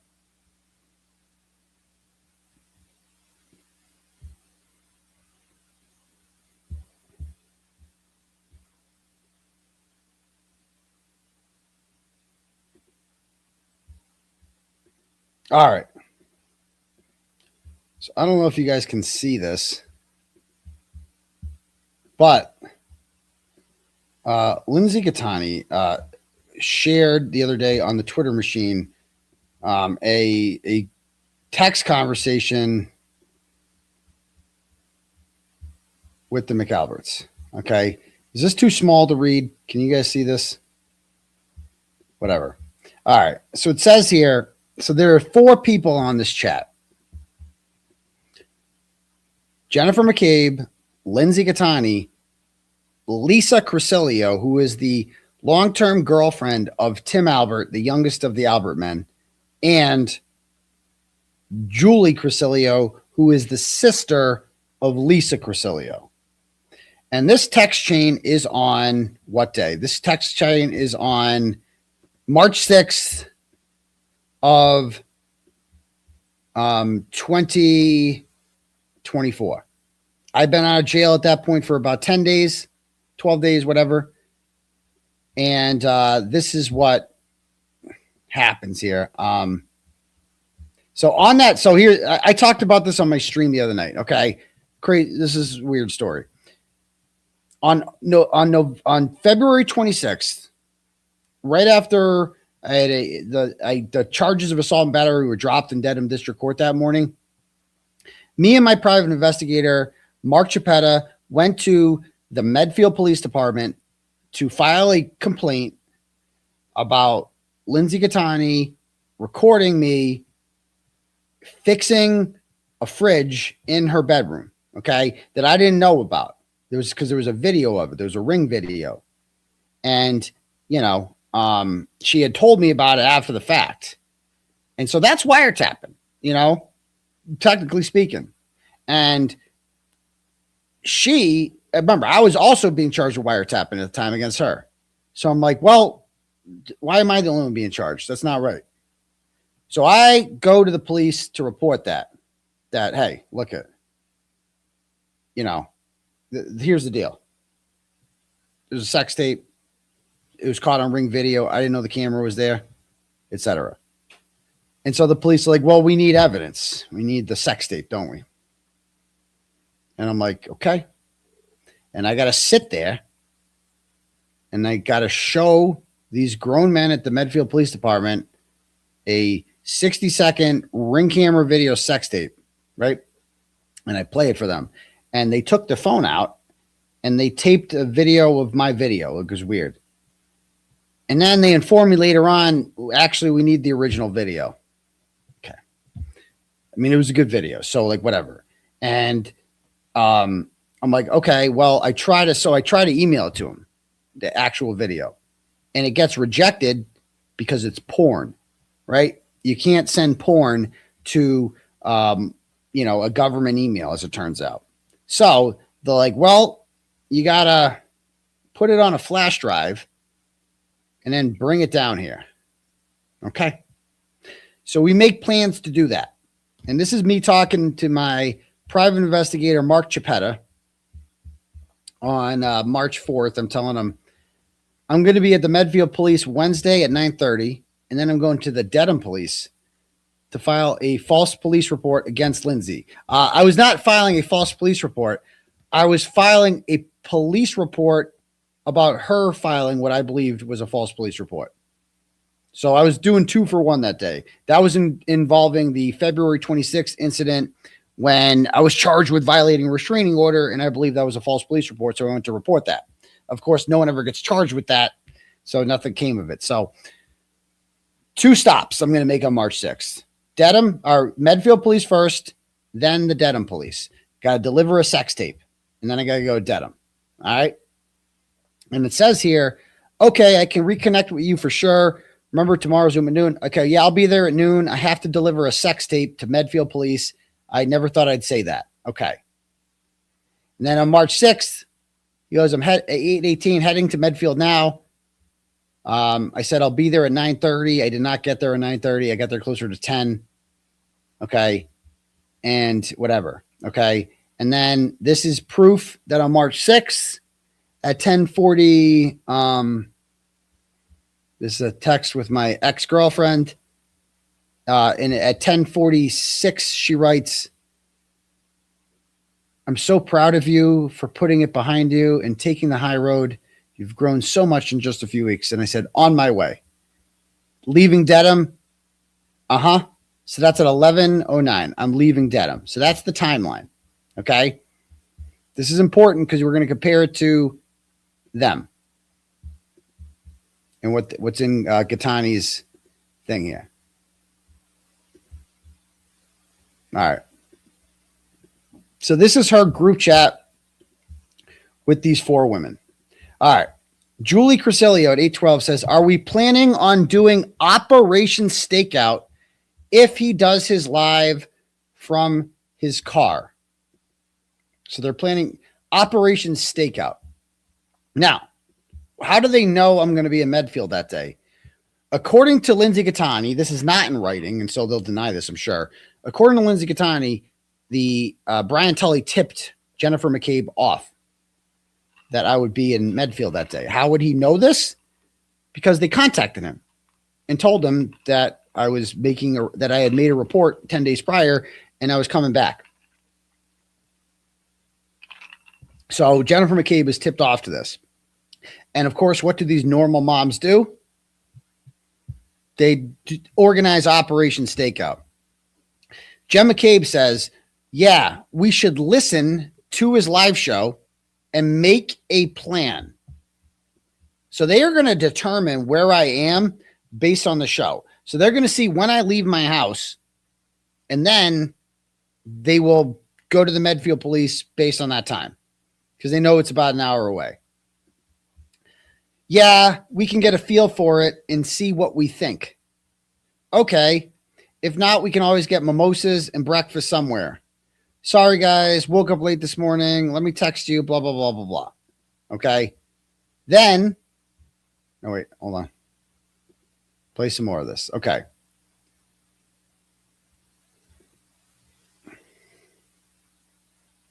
So at 8:29, Julie Crisilio says, I think his clearance page is down. Jen McCabe says, really? And then she sends me a link to the Clarence Woods Emerson Facebook page. She goes, everything else works. Wonder why, Lisa Crisilio says. Then Jen McCabe sends a screenshot of my page to the group to show that, nope, the Clarence Woods Emerson page is still up because that's where they're going to watch my live show. She goes, I can see it. So they're monitoring my page. And Julie says, just checked his YouTube. Nothing's there either. Then Jen McCabe says, should we go in voice chat? VC. VC is Discord for voice chat. Discord has an option where you can go in there and just talk. So shit can't get screenshotted in voice chat. And so that's why these people use it. It's like a weird gamer app for weirdos like Krusty Panties and her ragtag crew of retards. The fact that people like Jennifer McCabe are in like Discord, which is like a gamer app, is fucking bizarre. Like, it's just bizarre. Normal mom stuff. So she goes on to say, Lisa, want to come get me? I will pay for gas. Like they're teenagers. Like, you getting blunt wraps too, Jen? You know? And then she goes, I just think it's best not to go in my car. Why? Because I'll recognize her car. Like I did on September 25th, 2023, when she was parked outside of the Proctor household. Yeah. So she knows better than to drive that white Jeep around. I could pick you guys up at Walmart and we can go get Lindsey. Okay. Why are they getting Lindsey? Why? Why are they getting Lindsey? Well, why can't they just do Operation Stakeout on their own? They don't really know Lindsey, you know? So what are they doing? Why are they inviting her? They're just going to I still don't understand the point of this. They're just going to watch me and observe me go into a police station. Why? And take pictures of me, apparently. That's what I'm told happened. And Julie says, I can pick you guys up at Walmart and we can get Lindsey. Yes, we could take my car. I have to get dressed because I have a pull-up on. Oh, great. Because I needed a pad. Thanks for sharing that, Lisa Crucilio. I'm glad your pull-up is on. Jen McCabe says, Kay, come in. I have pads and tampons. That's great. That's great. You can change out of your diaper there, Lisa, and put on your pad or your tampons, whatever, and stick it up your tampon tunnel there. And then she goes, then Jen says, okay, let's go. Woohoo. So that's 9:06. 25 minutes has elapsed there. AKA, they have just finished watching my bus stop live, and now they know I'm getting in the car at 9:05 and I'm going to Medfield. And they know I'll be there in an hour. So now they can determine. That's why they were watching my bus stop live, to determine what time I'm going to get to Medfield. Let's go. Woohoo. And then he goes, Tally is almost ready, leaving in 5, Lisa says. And then Julie Crucilio sends this picture of herself giving the Canton salute. And she goes, I'm coming incognito, AKA in disguise. So they literally wear disguises because they're going to be spying on me in case I spot them. What's your location, Linz? On my way back to Medfield, running late. We will pick you up. Why are they picking her up? Why? What is the purpose of this? Also, they know they're going to be close to me. Why are they picking up somebody who they know has a restraining order on me? Is this not a setup to try to get me violated again for violating this order? There's literally they're picking up a woman who supposedly is scared of me, and Jennifer McCabe, who's supposedly scared of me, and they're coming in within a proximity of me that is within the, the limits of the restraining order that one of them has on me, and to just watch me walk into a building for some reason. And they're scared of me. Okay. I'm 7 minutes away. We are 5 minutes from your complex. I'm home sitting in my car. Let me know when you're here. We're parked in the back row, okay, with some sexy bitches inside. And then that's at 10:02. So they're at her complex. They're probably at the Medfield Police by 10:05. It's right down the street. And they witness me walk in. And according to Lindsey Gaetani, they follow me to Dedham. She's like, she told me this, that we watched you guys get in your car. She described who I was with. We saw, like, how could she know I was with Mark Geppetto that day? We saw you get in your car. And she said there were 5 people in the car, including one of their daughters, Tally. And that we watched you drive to Dedham, up Route 109. You got to go through Walpole, Dover, Westwood, and then Dedham to get there. So, she witnessed all this. Okay. And I did go to Dedham. How could she know I went to Dedham that day? How could she know? How could she know that? I wasn't like announcing that. I wasn't telling the whole world about that. How could they know that? And then Jen McCabe says he was just spotted in Southie. And that was the same day that my car was posted on Twitter by Christy Citroni. And I still don't know who took that picture, but Jen McCabe was right. I went to Southie that day to Meredith's place, and that was before the whole world knew I was dating her, right? And I get there, and I'm like, you know, I park in the public library across the street, prime parking there, and all of a sudden I see a picture of my car posted on Twitter. I think it was Tina Murray who texted me, and it's like, are you at Meredith's house right now? Yeah, why? Somebody just posted a picture of your car on Twitter there in Southie. I'm like, what? Fucking obsessed, these people. Obsessed. So this conversation goes on. And it goes, never let me. Then they pose this group chat. Do they blow this screenshot up? No, you don't blow it up. This, I don't know if you guys can see this, but this is Lisa Crucilio sharing a group chat that has Tim Albert in it. Okay. And Tim Albert is her boyfriend, the same guy who posted on Facebook on October of 2022 after Alan Jackson accused the Albert family in a court filing of being involved in the cover-up of John O'Keefe's murder. Tim Albert posted on Facebook, nobody fucks with my family. Remember that? So he says here, Tim Albert says, honestly, it would have been more normal if she came out with a black guy than a comforter. What? What does that mean? It would have been more normal if she came out with a black guy than a comforter. So like that's, I don't know who they're talking about there, but they're basically saying that like whoever that is into black guys. Because, you know, whatever. So he's like, as if that's like low class. That's what he's saying here. Because the Alberts don't give a fuck. The Alberts are openly sexist, racist, all that shit. They don't care. Remember homophobic? Remember Nick Morathis? Oh, you fucking homo. They don't get, they're like, they think it's 1987 still. This whole thing is such a loser for you guys, and you all know it, just trying to bust balls. I get it. You all know it's weird, and you all know your significant other would call in a second like you all would. Good chat, though, whatever that means. And then Lisa says, so Lisa Crucilio sent that screenshot and goes, does Lindsey know that I got in trouble for bringing a comforter out of the house at 12:45 and not spying on fuckface this morning? So I'm fuckface. And she's saying here, oh, maybe Lisa Crucilio wasn't in the car. Is that what they're saying here? I don't know. But she's saying she didn't, but she said spying. I'm fuckface. And they admit they were spying on me. And he goes, what was the comforter for? And then sends another Tim Albert message and goes, you guys are ridiculous. Matt probably never saw the camera yet. The only thing comparable here would be if Jen walked out with her full-fledged comforter at 12:45 in broad daylight for no reason and got in her car and Matt saw it on camera. You're telling me he'd just keep drinking his coffee and not call and ask if she was hallucinating? I don't get it. Yeah.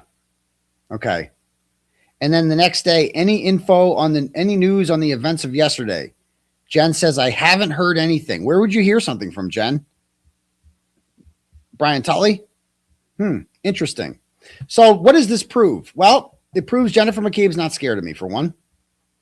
It proves that at all. In March of 2024, she is not scared of me in the least. As a matter of fact, she's picking up people who have restraining orders on me and bringing them close to me. This is the second time Jennifer McCabe and Lindsey Gaetani have met in the flesh. They never met before. But the only other time that they've met in person was on February 26th when she came to court with her to have me evicted from court. So the only time Jennifer McCabe has any interest in hanging out with Lindsey Gaetani is when she wants to use her as a shield to come close to me. That's it. And after she had no order anymore, she was no longer useful to them, period. So they threw her out like trash. And I told her they were going to do that on December 23rd, 2023. And I think she knows now how right I was about that. That was, it didn't have to be this way. You know, all this, I could have just not gone to jail. None of this shit had to happen. Right. She got in bed with the wrong people, trusted the wrong people because she was mad at me. And, you know, here we are. It didn't work out well for her, and it didn't work out well for me. But it worked out fine for them, right? They're the only ones that benefited from that. So there's that. And so people are like, why are you teaming up with Lindsey Gaetani? I'm not teaming up with her, right? We have a mutual interest, right? And that is Brian Tully needs to go down. Like, Brian Tully is a bad guy. Brian Tully uses people. Right. And Jennifer McCabe is a bad person. And so if she wants to talk about her experiences, you know, behind enemy lines, you know, whatever, like, I don't think I don't care what her motivations are. Some people are like, yeah, she's not doing this to help you. She's doing it for herself. I don't give a fuck. I don't care what her motivations are. It doesn't matter to me. That group chat right there is valuable evidence as far as I'm concerned, period. And I didn't have that before, and now I do. Okay. And she didn't even send it to me. She posted it on Twitter. So there's that, you know? So I don't give a shit what her motivations are. Doesn't matter to me. All I know is that is valuable information, and I'm happy to have it, period. End of story. All right, cool. Yeah. So let's watch, knowing that came out. And this matters because the motion to recuse Robert Cosgrove centers around the fact that she's suing Robert Cosgrove, and his whole argument is she's not a witness. We're not calling her, and they're not calling her either. Right? But this chat is a prime example of why we may. Right? And Cosgrove cannot cross-examine her because he's being sued by her. Can't do it. So there you go. All right, let's see.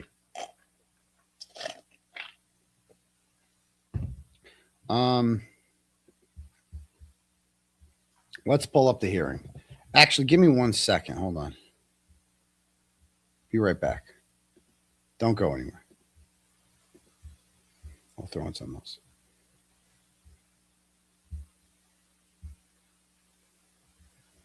Hold on. Can I have a fun? Are there any funny videos here I could throw on?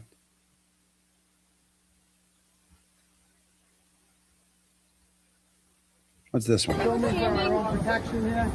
boy. Look who it is. Look You're who's a here. fucking prick. Here she is. You know what? I'm so sick of your shit. Oh, she stole my phone. Oh my god. Wow. Enough is enough. You're a prick. Can I have my phone No. back, please? How's your kids? How's Stole your my kids? phone. They must be so proud of their dad. That's assault, Joe. Give him the phone. Give him his phone back. Fuck off, Big Bird. Give him his You're phone a back. fucking bird. I'm gonna need my phone back, Joe. You look fatter than me. I'm gonna need my phone back. Nobody cares. Have the money. Give him his phone. Just hand it over. Where's your top lip? I'm gonna need Where's my your phone top back, lip? Joe. And no, I'm sorry, didn't you go loopy? Didn't you go crazy? Jill, can I please Give have him my the fuck up! No one Give him asked his you. phone. Give him his phone. You have his property. That's Can I have enough. my phone back, please, Give Jill? him his phone. Go ahead and touch her. Give him his phone. Give my phone back, Joe. Don't do it. You can't steal his phone. Are you kidding me? my phone back. There you go. Okay. Holy shit. Is that Okay, really just so happened? Is that's this real just life? Your kids should be, you are a loser. Piece of shit. I have wrinkles. I don't care, but guess what? I have a good heart. You are a prick. You're going to jail. And I How is the cannot police wait. And not guess come what? You're yet? going to be without a boyfriend because this prick is going to jail. I mean, I'll be with my boyfriend longer than you will. You're just gonna die. Okay, don't even worry about it. She's not worried. You are, I'm a psycho. Just let her talk. Just let her talk. You're Didn't the you one get yelling right now. Just let her talk. You're the one yelling right Just now. let her talk. Guess Don't what? even He's talk cheating back. on Don't you. even talk back. He's Don't cheating even on talk you. back. What the fuck are you Don't even taping? talk back. Who are you yelling at? Who are you? Like, look at you. How many times you got punched in the nose? What are your teeth? You make fun of my teeth? Yours are chicklets. Mostly your skin. Okay. My skin, I have wrinkles. I don't care. Guess what? I stick up for my people. How many siblings do you have? Has anyone stuck up for you? No, they don't like you. They don't like you. You say so. You guys can all tame me. Like, why are you taming me? I can't imagine why. You're rising up and assaulting people. I'm so sick of you Your harassing behavior my is family. no one's harassing anyone. I'm just trying to eat dinner. Why are you here? You don't I'm live here. hungry How because the they fuck serve has this food been in 17 here. minutes and no food? Because I want food. How is this allowed? I have no idea. Well, why don't you just leave everyone alone? I am. I'm just trying to eat food. Why are you out here? I'm just I know.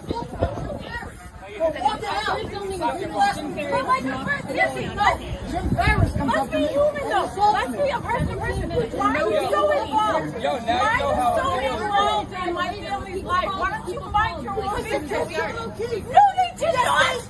Were you obviously killed John O'Keefe. No, they did not. I was not there, but Colin was. I did not kill John Colin was not there. Who?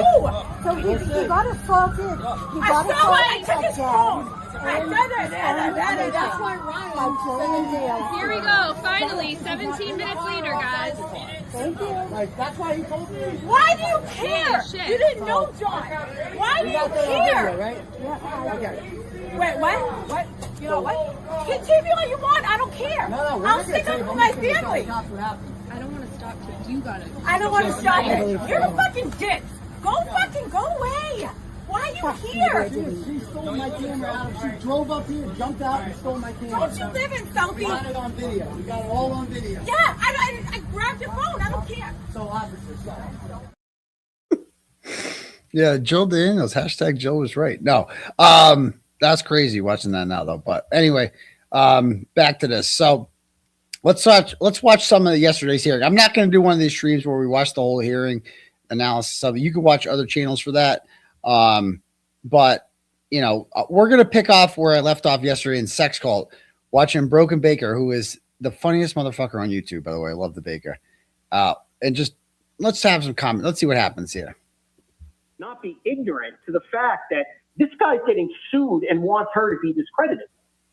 That is not the kind of thing that the public can have confidence in when they find out that the prosecutor who is judging everyone's credibility is discrediting her, crediting another, and it's tantamount to him giving unsworn testimony. This goes back to the issue of relevance that we talked about before, and this is where I'm a little bit hung up. What McCabe does 6, 8, 10 months after the allegations here, because the allegations with regard to McCabe, as I can tell, they occur on 6/6, 9/20, and 7/22. Those are the 3 dates where she's alleged to have been. See how he whispers in my ear there? You know what he asked me there?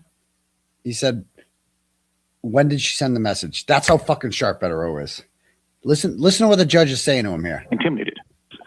And this is where I'm a little bit hung up. What McCabe does 6, 8, 10 months after the allegations here, because so he had just brought up what I just showed you, those text messages, which happened in March of 2024, 6 months afterwards or whatever. And he goes, what McCabe does 6, 8 months afterwards doesn't matter because he wasn't indicted for her mindset during that period. She's no longer intimidated. She was only intimidated back then, and that still counts. Basically, he's saying, okay.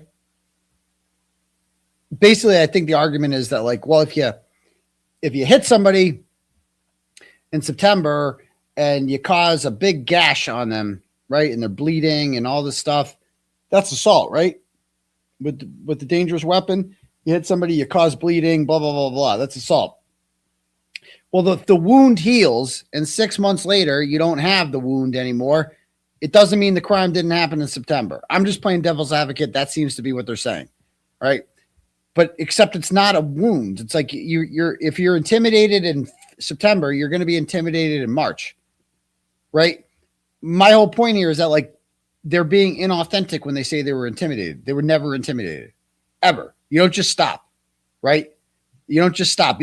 It's not a wound that just heals like that. So watch Beto here. So he's like, listen to the dates. He says the judge knows his shit. The judge has clearly read everything. He knows it very well. He's caught up with it. He's read all the filings.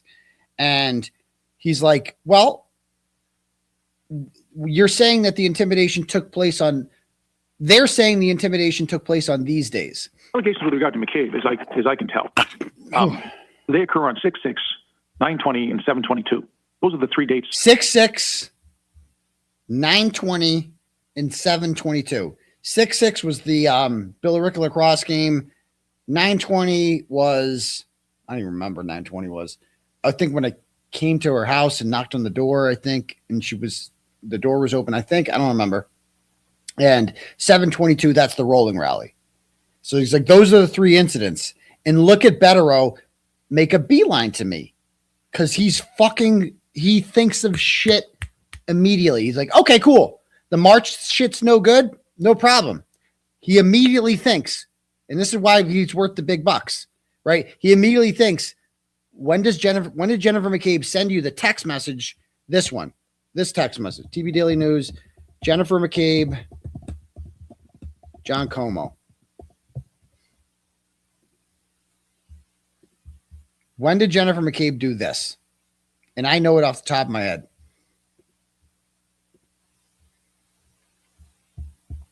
When did Jennifer Weeks McCabe send me naked photographs of John Como? That would be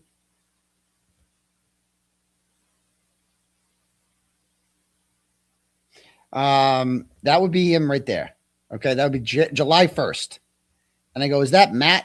He goes, it's your boy, John Como. Then she goes, sorry to bother you. Have fun in Mashpee, AKA I know where you are. So this was when she was allegedly intimidated. So like, that's the way Betterow thinks. Like he's a fucking encyclopedia with this stuff. That's impressive that your lawyer can just be like, okay, cool. So you need an example of how she was not intimidated back then. Oh, no problem. Yeah. He just see that? Like, look at him. He's making a beeline here. Like within, look at this shit. Again, one more time. 10 months after the allegations here, because the allegations with regard to McCabe, as I can tell, they occur on 6/6, 9/20, and 7/22. Those are the 3 days. Immediately makes a beeline. Just immediately makes a beeline to me. Immediately. He knows exactly. This is what makes him so impressive, is he knows exactly what he's going to say next. He's like, I'm going to bring up the Jennifer McCabe text message. I need the date on that. And luckily he has a client that also is an encyclopedia of knowledge for this shit. And so I'm like, I just tell him July 1st. I know the answer to that one. July 1st. Where she's alleged to have been intimidated. July 1st. So July 1st. Yep. Got it. Yep. Okay. Matters involving Gaetani develop until perhaps December, right? Gaetani's, some of her testimony, though, Judge, will corroborate other evidence we have of Jen McCabe's pattern of surveilling Mr. Kearney. Pattern. Before he was indicted. But when? In 2023, July of 2023. We have documented evidence of her, the intimidated and emotionally harmed witness, contacting Mr. Kearney on social media and alluding to the fact, I know where you are. Yes. Which is exactly what we're talking about with Gaetani. That's a fair point to cross-examine her on. No doubt. Don't know what she's going to say. From our perspective, haven't seen some of her. We don't know. See how he's always had an answer? We don't know what she's going to say. Right? We don't know what Jennifer McCabe's going to say. We don't know what Lindsey Gaetani is going to say. Right? So this is why we need, what is her answer going to be? That's how Lindsey Gaetani could be a witness. Her behavior in July of 2023 is consistent with what Lindsey Gaetani witnessed in March of 2024. It's consistent. See what I'm saying? For other testimony and other proceedings, we don't just assume that she's going to be forthright. And we have a right. She's the star witness of this case. I may need to know a little bit more about that. She's the star witness of this case. Some people thought we were talking about Gaetani there. No, we're talking about Jennifer McCabe. Jennifer McCabe is the star witness of this case. In terms of, if you want to file something impounded to me, that's fine. The final point I'll make, Your Honor, before you have any other questions, is it's important that we're raising this now. This is well before trial. The prosecution is clearly on notice. I don't know where this may lead to, what else could be discovered. You know, this is a unique case, as you've noted, and evidence is discovered in all kinds of odd ways, believe me, with how these cases proceed and who shares what and those kinds of things. It's critical for us to make this record now, alert the court respectfully. I have no issue with you making a record. Because if it comes up later after a jury is impaneled, There is a risk of a mistrial, and that will not be our fault. And we think at that point, Listen, Ms. Bitter, I have no issue with you bringing the motion. You need to advocate for your client in any way you think is appropriate. I'm just trying to flesh it out here, so I understand exactly what the issues are. I'm struggling with the relevance issues. You may have to give me more information on that, so I understand it a little bit better. Because the way I read things, they're much later in time. Now, if you've got something that's more contemporaneous to the alleged intimidation, I think that's very, very relevant. And we'd have to sort of play out how that would come in and what the form for that evidence. So we'll come back to that at some point when you're ready to talk to me about that. But talk to me about this. Your motion had three parts.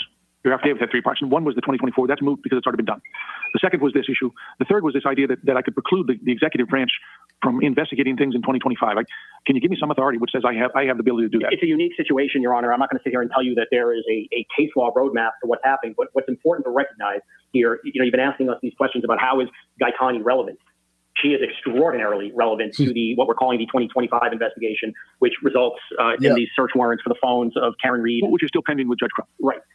Let me play that out two ways. What if Judge Krupp says you can have access to the phones? Then we're going to have a much longer issue, correct? Is that going to... Yeah, because remember, the search warrant to get the phones, Tully had two witnesses that he used in his application for a search warrant to get the phones.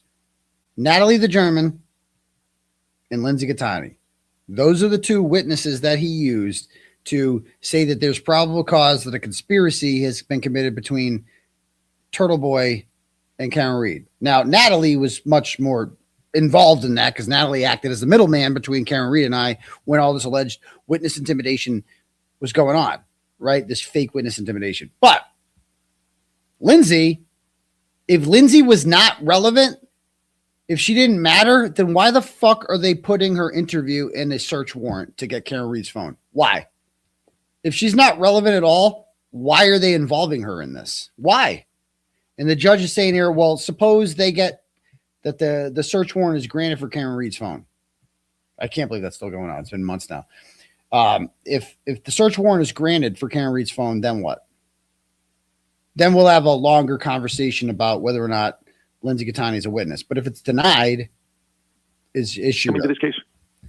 Well, they're telling us that two people are under investigation. I mean, it's hard for us to know, right? I mean, they're attempting allegedly to indict Mr. Kearney and Karen Reed for actions in which they already tried to indict, and the grand jury said no. And now, 2 years later, with phones that have been gathering dust, we need to look at these phones, and God knows what we'll find. But the point is, the search warrants in that case are critical, and certainly could relate to evidence used against Mr. Kearney. There are two informants in that search warrant. One of them is Lindsey Gaetani, and the affiant of that warrant is Detective Tully. And there are about 10 paragraphs, and I'm paraphrasing, I don't know the exact number. I read the warrant. Relying on her, and it is Tully. And there are Kearney. There are two informants in that search warrant. One of there she is. them is Lindsey Gaetani. And the affiant of that warrant is Detective Tully. And there are about 10 paragraphs, and I'm paraphrasing, I don't know the exact number. I read the warrant. Relying on her, and it is loaded with information which she provided them, and we're back to the personal interest of Mr. Cosgrove. So that really was meant to just inform the court that this is a living, breathing issue. I will agree with you it's a living, breathing issue. It's just not a living, breathing issue over which I have authority. Fair enough. When that comes to me, if it comes to me, I don't know if my special assignment encompasses that. We'll see. But if it comes to me, then we'll deal with that issue. I can find nothing which gives me the authority to restrict that activity. Judge Krupp has the authority on the search warrants, and he'll make a decision in due time.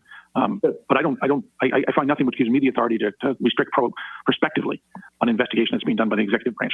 Judge, just before I sit down, and unless the court has any other questions, I just want to correct one last thing. Your Honor had mentioned about a lawsuit being settled. That is not the lawsuit involving Mr. Cosgrove. There's no. Sure it is. I looked at the docket this morning. Wrong. Litigation is my understanding. Well, let me play this out for you. It's as I said, I have some familiarity with this immunity issue. So he's like, if you look, he's like, I looked up the docket. It's almost being settled. Not Cosgrove. Cosgrove has not filed anything. He has not filed a motion to dismiss. He has not even responded to the lawsuit.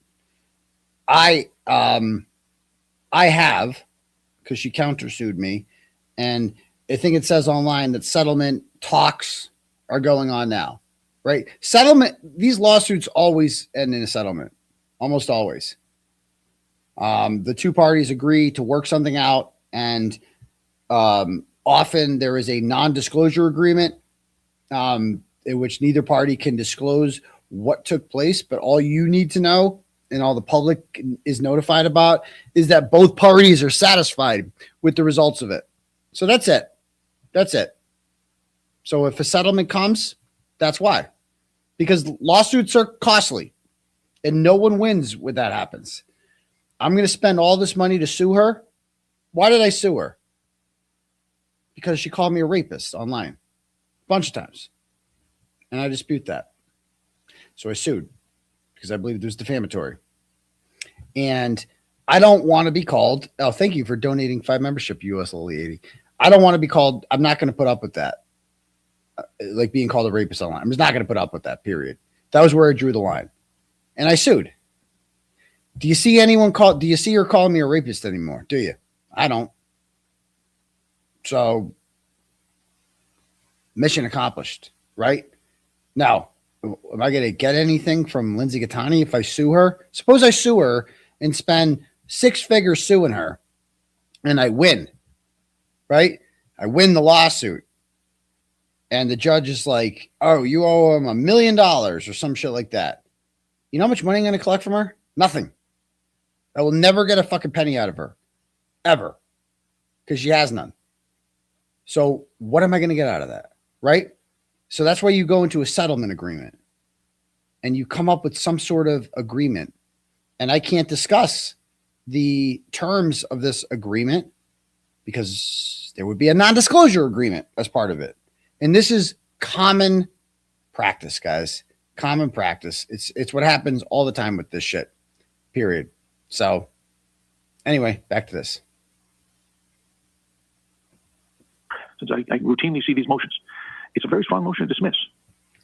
Wait, hold on. If that motion is filed and heard, it's, as I said, I have some familiarity with this immunity issue. Since I routinely see these motions, it's a very strong motion to dismiss. If that motion is filed and heard, again, accusation is one thing, but it would seem like there's a little bit more. You'd have to have some substance to it to actually disqualify. He's like, it's a very strong motion to dismiss. And he goes, if that motion is heard, filed and heard. So he's talking about our motion to dismiss. Because it's the only motion to dismiss that exists. He goes, it's a strong motion to dismiss. That's what he says. The Turtleboy haters are out there like, oh, he's talking about Cosgrove's motion to dismiss in Lindsey Gaetani's case. Newsflash, there is no motion to dismiss in Lindsey Gaetani's case. There's none.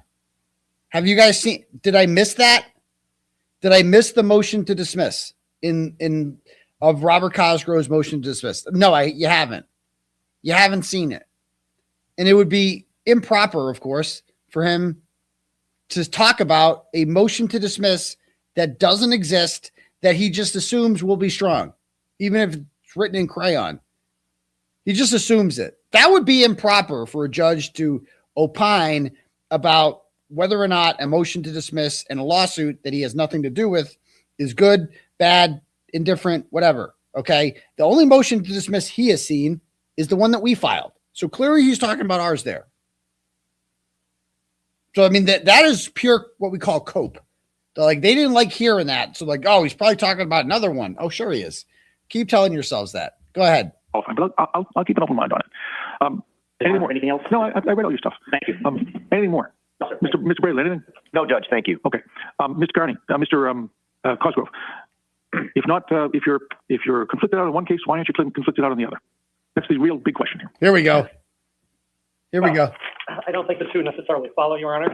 Obviously, before I filed my motion seeking to withdraw in the other case, I would have been a poor attorney indeed if I didn't think about whether it also required me to withdraw in this case. And the motion to withdraw was, at least I attempted to phrase it quite carefully, to say that I had a conflict because Ms. Gaetani was the alleged victim in that case. Not that she was a witness in that case, but that she was the alleged victim. And as we all know, Your Honor, the Commonwealth does not represent the victim. The Commonwealth represents the Commonwealth of Massachusetts. But nevertheless, it was essentially an argument that I would be making in that case that Mr. Kearney committed crimes against Ms. Gaetani. Stop right there. I had to piss so bad during this hearing.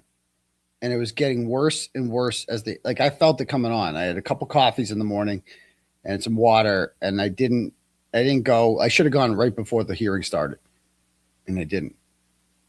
And I could feel it getting stronger and stronger. And I'm like, okay, this will be done in 45 minutes. It was like an hour and a half. And when you have to go to the bathroom so bad that you just can't think about anything else. I whispered to Bradle, I'm like, hey, what happens if I have to go to the bathroom?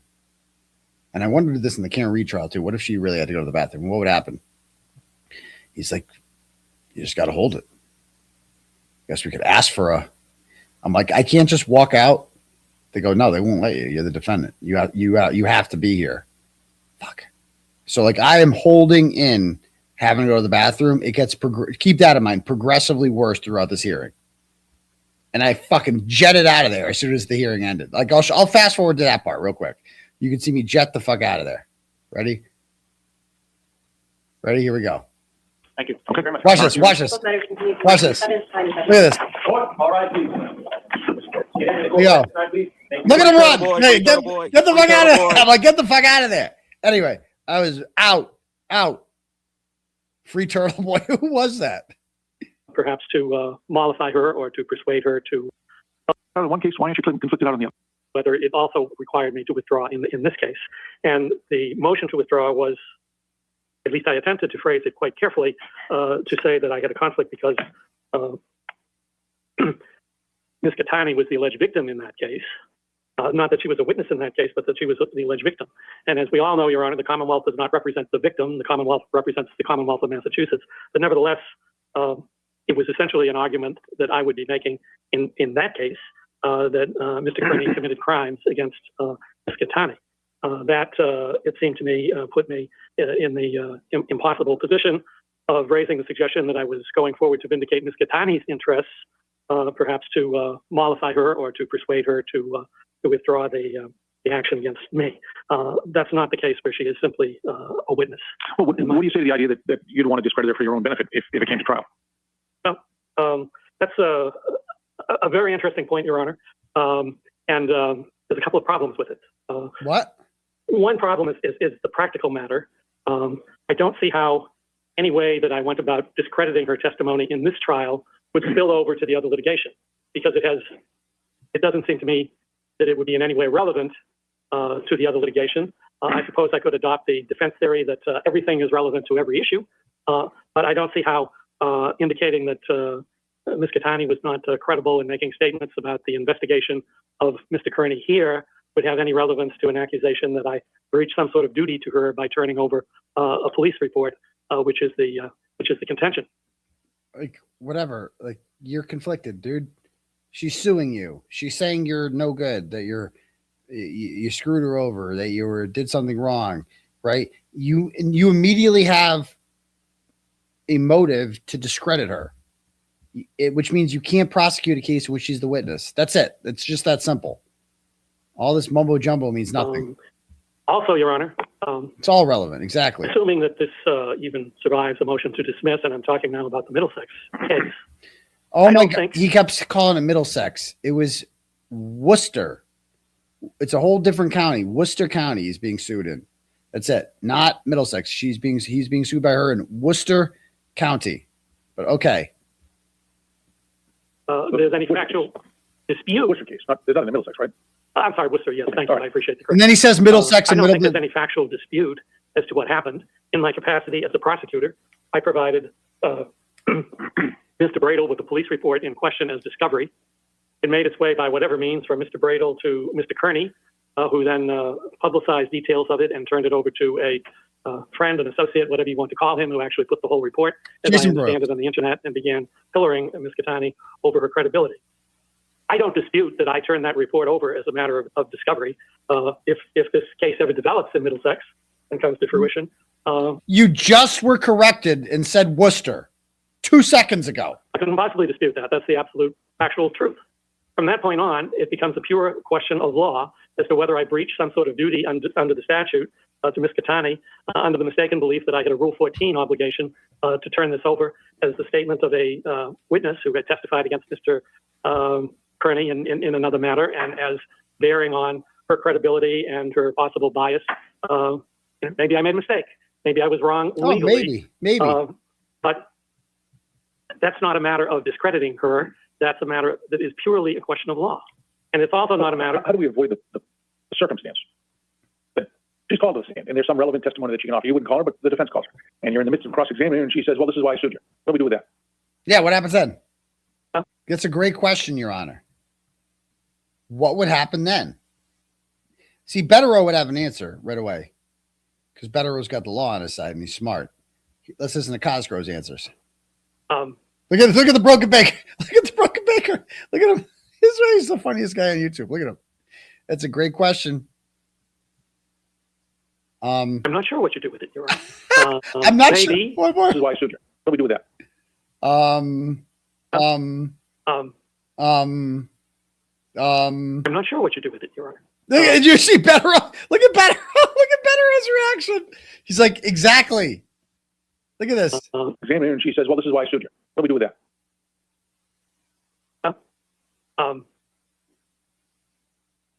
I'm not sure what you do with it, Your Honor.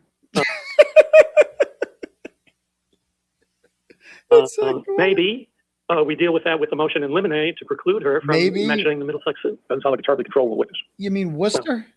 That's why we have skillful Superior Court judges. That's why I don't understand why everybody thought this was such a bad hearing. What was bad about this? Okay, yeah, the judge was busting Betterow's balls and making us. It was a hot bench, as Betterow called it afterwards. A hot bench. How could you possibly watch what Betterow did during this hearing and then watch what Cosgrove did and be like, yeah, I think the odds are in Cosgrove's favor during the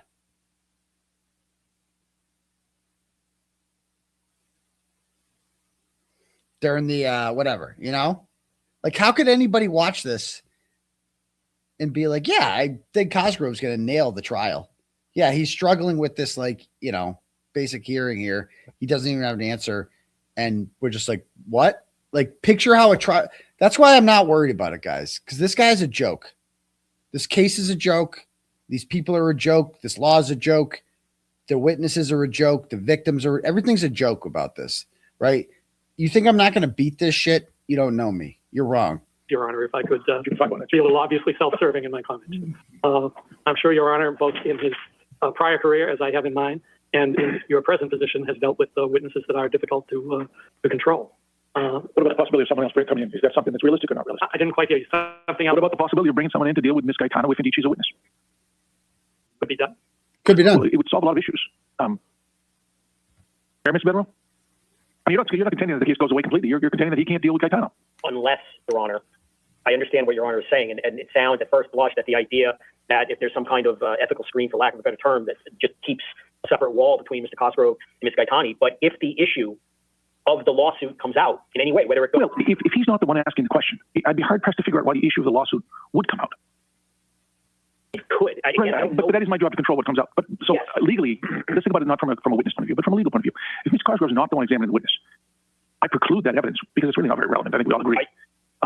Your Honor, I mean, look, it's certainly not for me to suggest what could happen. It's for the court to rule and the prosecutors to figure it out. I guess the first question is, why are we having this conversation? Why haven't they done that? Why is this a one-man show when this is a serious issue that there could be peril? Well, that's why we have this conversation. Right. Ahead of time, as you properly noted. The other thing, if I could just respond briefly, I don't know if Mr. Cosgrove... I think he's not done yet. I just was raising that one point. I'll hold it. Cosgrove has barely started, but go ahead. All right. So... Oh, dude. What you're when he's like, you see my face there, I'm like, bro, when he said I've barely started, I'm like, bro, I'm going to kill this motherfucker. I have to piss so bad. And this guy really just said, I'm barely getting started. Getting me. Oh, my God. Yes. If there was a replacement for that issue, that would resolve this problem.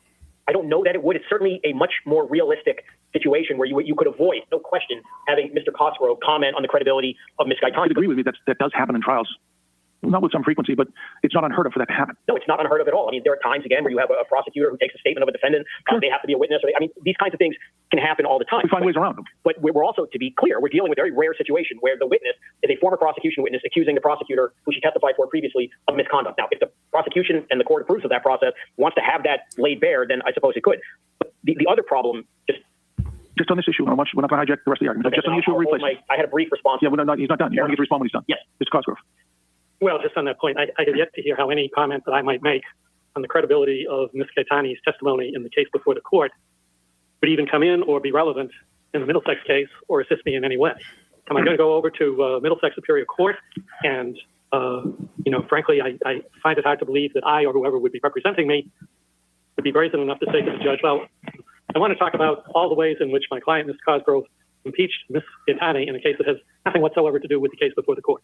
There's just nothing to be any bleed through whatsoever, it seems to me.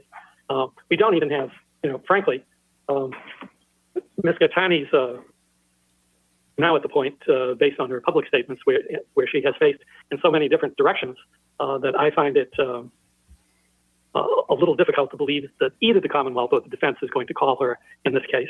Mr. Counsel has carefully said we may call her for the defense. This may be a contingency that doesn't even arise, but that's sort of a side point. Let me just take a couple of points. I was going to ask Your Honor to take judicial notice of the pleadings in the Middlesex case. Worcester. The docket. It appears you've effectively done that, but let me make an oral motion on the record. Any objection comes? No. Purpose. Okay. Agreement. I'll take those as judicial notice as to the Worcester Superior Court case. And one of the interesting, unique things about this alleged conflict of interest, which is a little different from the typical conflict of interest case, at least I haven't found anything precisely on point, and I don't think the defense has either, but maybe they'll prove me wrong in a moment, is the whole operation by which this alleged conflict has come about and the Middlesex case has come about. What is it that enables Ms. Gaetani to make the claim that she's seeking to make against me in the Middlesex case? It's that defendant it's my took the fault. report I gave him, It's my or I fault. gave his counsel as It's my discovery fault. in the other case, publicized it, and then created a harm that Ms. Gaetani alleges accrued to her from that publication. So it's my fault. In other words, It's my fault. we're applying a but-for causation to sound like a tort lawyer for a minute. If we take Mr. Kearney's actions out of the whole proceeding, there's no harm whatsoever to Ms. Gaetani with my, as I see it, fulfilling my Rule 14 obligation. So Your Honor has the unusual situation here of a defendant who has been but-for cause of the. I mean, she filed this motion to this. She filed this lawsuit against him in September. Why hasn't he filed the motion to dismiss yet? And if it's an easy one, as they seem to think it is, because he's got immunity, right? Then why doesn't he just file it and end it? And then there's no conflict, right? If there's no lawsuit, there's no conflict. It's so easy to get this dismissed. Why hasn't he done that yet? What's he waiting for? I don't know. You tell me. Conflict, seeking to profit from that conflict by removing the prosecutor of his case, which I think is... First of all, how am I profiting from removing Cosgrove from the case? Are you suggesting that no one else is willing to take this case on? Because I'll tell you one thing, keeping Cosgrove on is actually not bad for me because he's horrible and he's old and he's going to get... I've already beat him once in a trial and I'll beat him again. No problem. I beat him in a trial where I was clearly within 100 yards of Lindsey Gaetani, who had a restraining order on me. Clearly, like undeniably, admittedly so, I'm busted. I'm within 100 yards of her, right? And I still won. And I was at a bench trial. They couldn't convict me with that. How the fuck are they going to do this complicated case with this guy? This guy, I don't benefit from him being taken off the case unless you're saying that you can't replace him, which is a weird admission to make because why can't you replace him? Is there something wrong with the case? Is there something wrong with the prosecution? Why can't you're telling me that you can't find a legitimate attorney to do this? Because if you could, I think anything would be better than Cosgrove. Anything not named Mello would be better than Cosgrove, pretty much. Is worth some consideration by the court. What I would like to do now, Your Honor, since the defendant has had the opportunity for a reply brief, which frankly doesn't particularly go to these motions, particularly, but more to the point, the defendant's reply in support of the motion to disqualify Robert Cosgrove. I'd like to examine that in some detail and take the opportunity to reply to some of his. Okay, it really hasn't become an issue here. That involves another party whose case has been dismissed. The case regarding the defendant and that witness is gone. That's dismissed. So I don't know. Terribly compelling because I don't understand how he would be part of this case. Fair to say? You're talking about which trooper? The trooper whose case was dismissed, Bouchard. I'm not talking about I'm sorry for interrupting, Your Honor. I'm not talking about the motion that they filed with respect to discovery for Mr. Proctor. Oh, I'm not dealing with discovery right now. Yeah. I'm talking about the motion that's captioned, Sir, reply in support of motion to disqualify Robert Cosgrove. Paper 127 you're talking about. I don't know the number, to be honest with you, but... that ain't going to happen. They wish. They wish.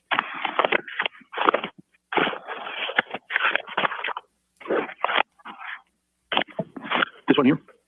It's not like because they're going to find a special prosecutor, Hank Brennan, in that first trial with Karen Reed, because like they got Mrs. O'Keefe there sitting there crying, Peg Leg's crying, Paul's crying. They're sitting in the front row demanding justice. They have a dead family member on their hands. They want this fake criminal named Karen Reed to be held, fake criminal because she hasn't committed a crime, to be held responsible for it. So like that's a lot of political pressure. You're not going to let that one go.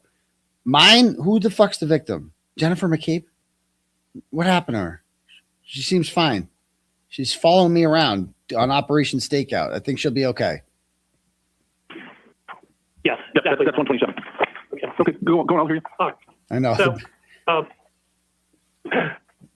the defense begins by complaining that my response envisions my conflict in a vacuum, and that it ignores the whole context, which is basically a preface, Your Honor, for talking about everything else that the defense is unhappy with about the case, except issues that are relevant to whether or not I should be disqualified. There is, on page 1 of that motion, a suggestion that Mr. Morrissey recused his office from prosecuting Mr. Kearney due to a conflict created by an investigating journalist who publicly accused the DA's office. I'm not sure that Mr. Morrissey has made a statement explaining why he appointed a special prosecutor, but I'm ready to stand to be corrected. But certainly this is the explanation that might sound most favorable to the defendant. But what does it have to do with disqualifying me?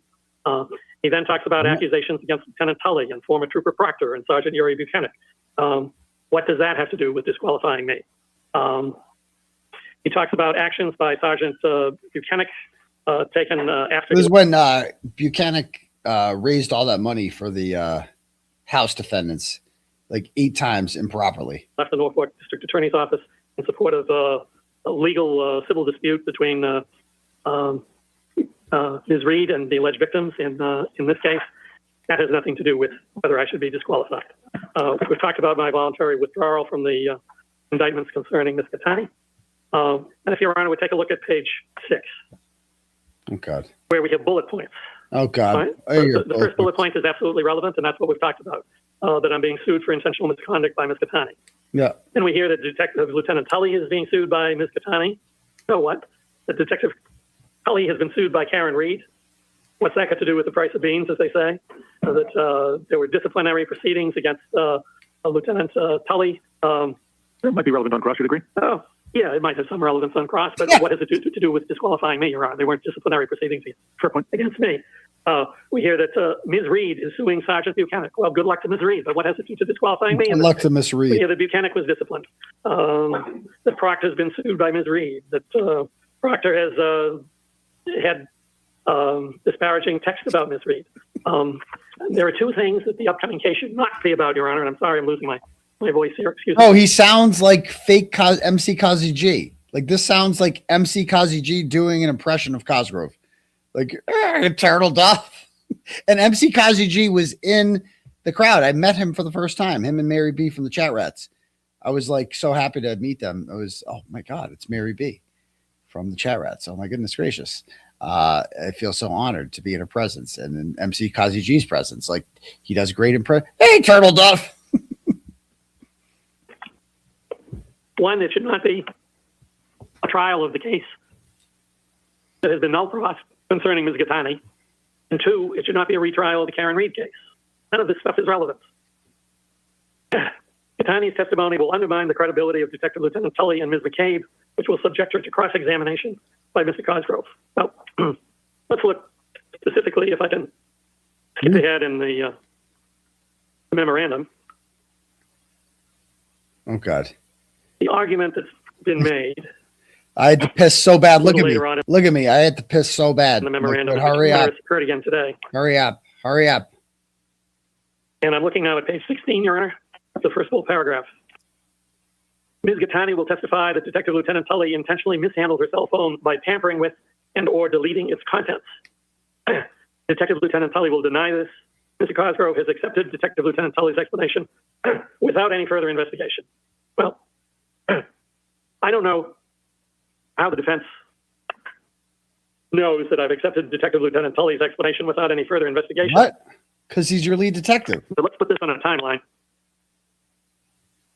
It has been the contention of the defense from the start of the case that certain items were missing from the download of Ms. Gaetani's cell phone. And their explanation is that must be because Detective Lieutenant Tully deleted it. I responded to that. Ms. Gaetani is a latecomer to this discussion. She is only now, in the form of either public statements or representations by the defense as to her new position, suggested that this is because Detective Lieutenant Tully tampered with it or deleted its contents. By the way, I don't know how she would know that because she was not there during the download of her cell phone and the transfer of it. But at any rate, my response as to what happened to the cell phone occurred before Ms. Gaetani made any of these statements whatsoever. I don't know how it can be that I have been siding with Detective Lieutenant Tully over Ms. Gaetani. I haven't seen an affidavit from Ms. Gaetani. I haven't seen anything from Ms. Gaetani other than hearsay, which is just a representation. And certainly, but let's assume that I do, as they put it, side with Detective Lieutenant Tully in cross-examining Ms. Gaetani and in the closing argument. What does that have to do with defending my position in the Middlesex case, and how is it relevant, and how would it even be introduced? I have no idea. Let me back up and make a couple of other points. I want to turn to the legal argument, say a little bit about the law, and I suspect Your Honor has probably already looked at the two cases cited by Mr. Betterow, Commonwealth versus Dunlap, and the other case is named US v. Health, which involves a complicated civil action involving the Church of Scientology and others. The first thing to say about these cases is they're Pennsylvania cases, not Massachusetts cases. So at best, I would say they are persuasive authority, not binding authority. I don't think Ms. Betterow contests otherwise. The second thing I would say is that they are both opinions in which the court declined to rule for the defense on the conflict of interest argument. In the first case, Dunlap, the Superior Court judge was affirmed by an equally divided court. The dissenting justices characterized the other side as the majority, but the opinion itself says that the appellate court was equally divided. So okay, I'm not going to go through all the case law, blah blah blah. Scientology. Okay, all right. Because he enjoys absolute immunity as a prosecutor. Cite to a U.S. Okay, yeah. It's not Middlesex. Worcester Superior Court. It's not Middlesex. Any further?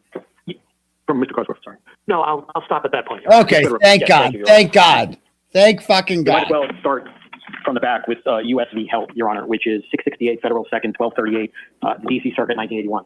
Mr. Cosgrove has buried the lead about Health and about Dunlop. Those were appellate arguments post-conviction. Now, that is a huge distinction about a timely motion in advance, raising issues which could lead to a conflict. We all know that raising a conflict on appeal, when you could have raised it before, is looked at in an entirely different way. And the relevant language from Health that I would direct the court to is on page 1276, which states, given the need to promote the appearance of justice, a trial court on timely motion to wit, like here, should disqualify a prosecutor from participating in a criminal action when he has a personal conflicting interest in a civil case. That's here. Well, the key words there are alleging bad faith.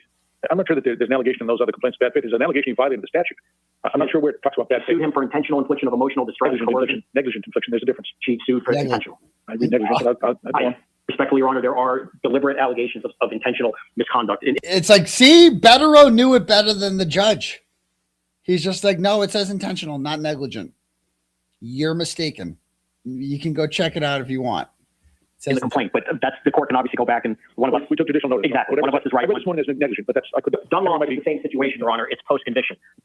The other issue, and I want to now go back to the beginning that Mr. Cosgrove started with, he illustrates the whole problem here. He's defending himself, and I have no opinion on the merits of Ms. Gaetani's claim. Okay, as a lawyer, I sympathize, but he started by telling you that this case is going to get dismissed, and all I did was turn over this. He is illustrating front and center his personal interest, that Gaetani is accusing him of things he didn't do. And the conflict, the personal interest, isn't the outcome. He's not accusing things he didn't do. He acknowledges doing it. But he's justifying it and saying she's trying to do this, she's not credible. The point is this. The personal interest for Mr. Cosgrove is not whether he was wrongfully sued or whether it has any merit. His good name has been attacked. And like anyone else, he has an absolute right and a personal interest in defending himself. Exactly. And again, the proper forum to do that is not while prosecuting a case in which his accuser is a witness, his co-defendant is a witness, and Ms. Gaetani is going to probably impeach, assuming she's allowed to, their star witness, Ms. McCabe. Exactly. She's insulted his good name with this lawsuit. He's motivated to reclaim, to smear her and be like, it's just like with Twitter. You know, if she talks shit about you on Twitter, you're motivated to smear her. Are you not? Of course you are. He's the same way. He's a person. His professionalism has been insulted by her. He's going to want revenge. He's going to want to smear her, right? And so that's going to be his motivation, not to like seek justice. He's too biased. He can't do it. He cannot cross-examine her, period. When someone's integrity is attacked, they have a personal interest, especially someone as credentialed and respected as Mr. Cosgrove. Exactly. We all understand that as lawyers and judges, but that doesn't mean you get to prosecute the case. That's for you to decide, obviously. And we're talking about an appearance. If this looks terrible, which leads to my next point. Mr. Cosgrove went through all of these allegations in our papers about, Proctor had this, Tully's been sanctioned, Buchanan, it's literally aligned with Jennifer McCabe, which we wrote about supporting her. Buchanan was a witness in this case too. And arguably that's, but not anymore. No, but the point is this. He is looking at this in a vacuum. The public must have confidence. Part of the analysis of a conflict of interest is the first sentence of the brief that he just cited from, is that the public must have confidence in the criminal justice system. And this latest conflict is a pile on conflict after conflict after conflict in this case. And if the cherry on the sundae... But let me slow you down, because we're conflating two different issues. I'll agree with you. There's all sorts of issues that have developed over the course of these interrelated prosecutions. Mr. Cosgrove's role, though, was a latecomer and really had nothing to do with any of these other issues. So I can't sit and say I impute all of those other things to Mr. Cosgrove. And therefore, if we look at that mass of problems that have developed, he's out. Because the same logic would say the next person who sits in that seat, the same argument would apply. Let me be very clear. I'm not accusing... I didn't take that you were. Fair enough. But my point is, all of those things are conditions which are already present in this prosecution. They are. So really the only thing that I'm dealing with is this one issue, because the rest of those things he had nothing to do with. But one of them, he had his other conflict, which he voluntarily sought. But that came out of the same exact issue. Yes. Well, that's our point. We think it's the same conflict. I agree with you. But the point I'm trying to draw, and the distinction is, all of these other problems that arose out of the Reed prosecution, real, imagined, substantial, that's really not for me to decide, right? They're all out there, all right? And they're all going to be there no matter what. So whoever sits in that chair right there is going to have all those problems. Difference, I mean, cut you off, Your Honor. The difference is that if it's not Mr. Cosgrove, the man or woman who would be sitting in that chair is not being sued by Ms. Gaetani and co-defendants. That's my point. That's the only thing I have to analyze at that point. Our point, respectfully, was that given the public's need for confidence, in this case, not the Kearney case, that's a whole other conversation for someone else on another day. But this case is filled with conflicts. I don't think we can all just avert our eyes to and say, but none of that matters, but we're going to have a prosecutor now cross-examine his accuser and then say she's not credible. He also indicated, Your Honor, they're not even calling Ms. Gaetani. I can't fathom how that might happen. They use careful language. They may call her. We're the defense. We don't have to do anything. We can take a nap throughout this trial. And there may be such a terrible case they present that we stand up and rest. So, of course, why would any credible, serious lawyer commit a year in advance? I'm calling this witness. We're alerting Mr. Cosgrove to what we think is a conflict in the court, and we may very well do that. The last point for this, I love that. We might take a nap. David from Ms. Gaetani, or it's all just hearsay about tampering with her phone. The best basis for that will be the posting online social media by a third party and longtime known critic of Mr. Kearney of messages. So this is Kate Peter. So, of course, crusty panties. They're like, how did you know that that Tully tampered with the cell phone? Because Kate Peter, and this is how he knows this case so well. Kate Peter posted on one of her stupid YouTube videos. And this is actually thanks to, again, my former member of my defense team who played a very active part in my legal defense, Meredith. She was involved in everything. And because she was smart, she knew this shit inside and out. And she made a really good point one day. She figured out, she's like, wait a minute. Didn't Kate show screenshots of her messages with Lindsey on her YouTube presentation? I said, yes, she did. Like, can we go look at where they're from? And she showed that they were from December 19th. And then we looked at Lindsey's cell phone extraction, and those were not in there. Those were gone. So KP showed us that they deleted this stuff. And again, that is why essentially she was, part of our legal defense team. And anything that was given to her in that capacity. Not appear on an extraction report that we got from Tully of Gaetani's phone, and then we never got anything from Tully's phone. We got screenshots of what he claimed were messages. That's the basis for that. Thank you. Fair enough. All right, so here's what we'll do. I'm going to set another date. Let me talk about this. Mr. Brady, when we penciled in the trial date, I gave you a very long date, longer than I wanted. Your schedule, has it changed? Can we get this thing done earlier? Assuming it's alive? It's probably gotten worse. All right, well, we're not moving the case back. That trial date's not going to go backwards. Okay. Now, this is a 2023 case. It's 2026. It's not going backwards. If anything, it's going to move forward. So don't. I know you'll relate to this, Judge. I have the usual slate of like fall murder cases. I get it. But this one's an old one, and it's set. So I was going to try to move you forward. But if you tell me that can't happen, then that can't happen. I'm sorry. All right, but understood. This court is willing to take this case much faster than the current schedule. We do have a few other pretrial matters to address. Your Honor mentioned the motion to dismiss. Maybe we should schedule that. What we're going to do is this. I'm going to take this under advisement. We're going to pick a date right now. And either we do a motion to dismiss that day or we're on for appearance of new counsel that day. All right? One or the other. We're going to know. I'll get you a decision beforehand. Now, I am open to the idea that if I accept there's a conflict here, I haven't made that determination yet, but if I accept there's a conflict, I'm open to the idea that it's resolvable by having someone else step in and cross-examine her. I think that solves all of the issues. So that might be the easy way here. So everybody. So, you know, if he does that, if he splits the baby with the bathwater, which we don't agree with, but they still have to find a special Gaetani prosecutor. You have to literally hire someone for one witness, the most unique witness, as Bettero called her. Good luck with that. So anyone want to sign up for that job? If they could find that for her, why can't they find one for the whole thing? You know, I don't know if they would. Now, my question is, if he rules that like you need your own one for her, right? Then what, you know, what happens if they don't get one? You can get this thing moving and have this trial, which all parties seem to desire. So just on that point, I appreciate you kind of reflecting your thought process. But, you know, even if counsel stays on the case but doesn't actually do the questioning, it still remains that there's a conflicted counsel on the case, and you and I both know that interest. Mr. Brett, you and I both know this happens with some frequency, and we work our way around it. Right? The jury's concentration in this case is on the events of the case. Now, Ms. McCabe's credibility, I expect to be a robust cross-examination based on all the information. A robust cross-examination. That is like word for word from Beverly Cannoni, like word for word. A robust cross-examination. I think she said that about the ARCA experts. Robust. Or no, I will allow you to have a robust I forget what it was. So yeah, interesting word choice there. That you've gathered. And if it's appropriate to bring in an extrinsic witness, and generally, as you're well aware, it's not. If it's appropriate to have an extrinsic witness on that issue, then we'll take that as we go. But Mr. Cosgrove raises a reasonably good point that, you know, there's been some recent case law talking about, you know, the police can't create their own exigency. And to some extent, the defendant has created his own exigency here. Because in fact, see, I disagree with this completely. The defendant has created his own exigency. How so, Your Honor? How so? Let's see. The plaintiff in that case is suing because the contents of her phone were put on the internet. This plaintiff in that case is suing because the contents of her phone were put on the internet. Do tell. The defendant did that. So the defendant did that. No, I didn't. I did not put the content of her phones on the internet. A gentleman by the name of Jason Broyles put the contents of her phone on the internet, and he violated no laws in doing so. I didn't send those to Jason Broyles either. I did not send those to Jason Broyles. Okay. And so how did they get to Jason Broyles? There is a digital trail of this. Okay.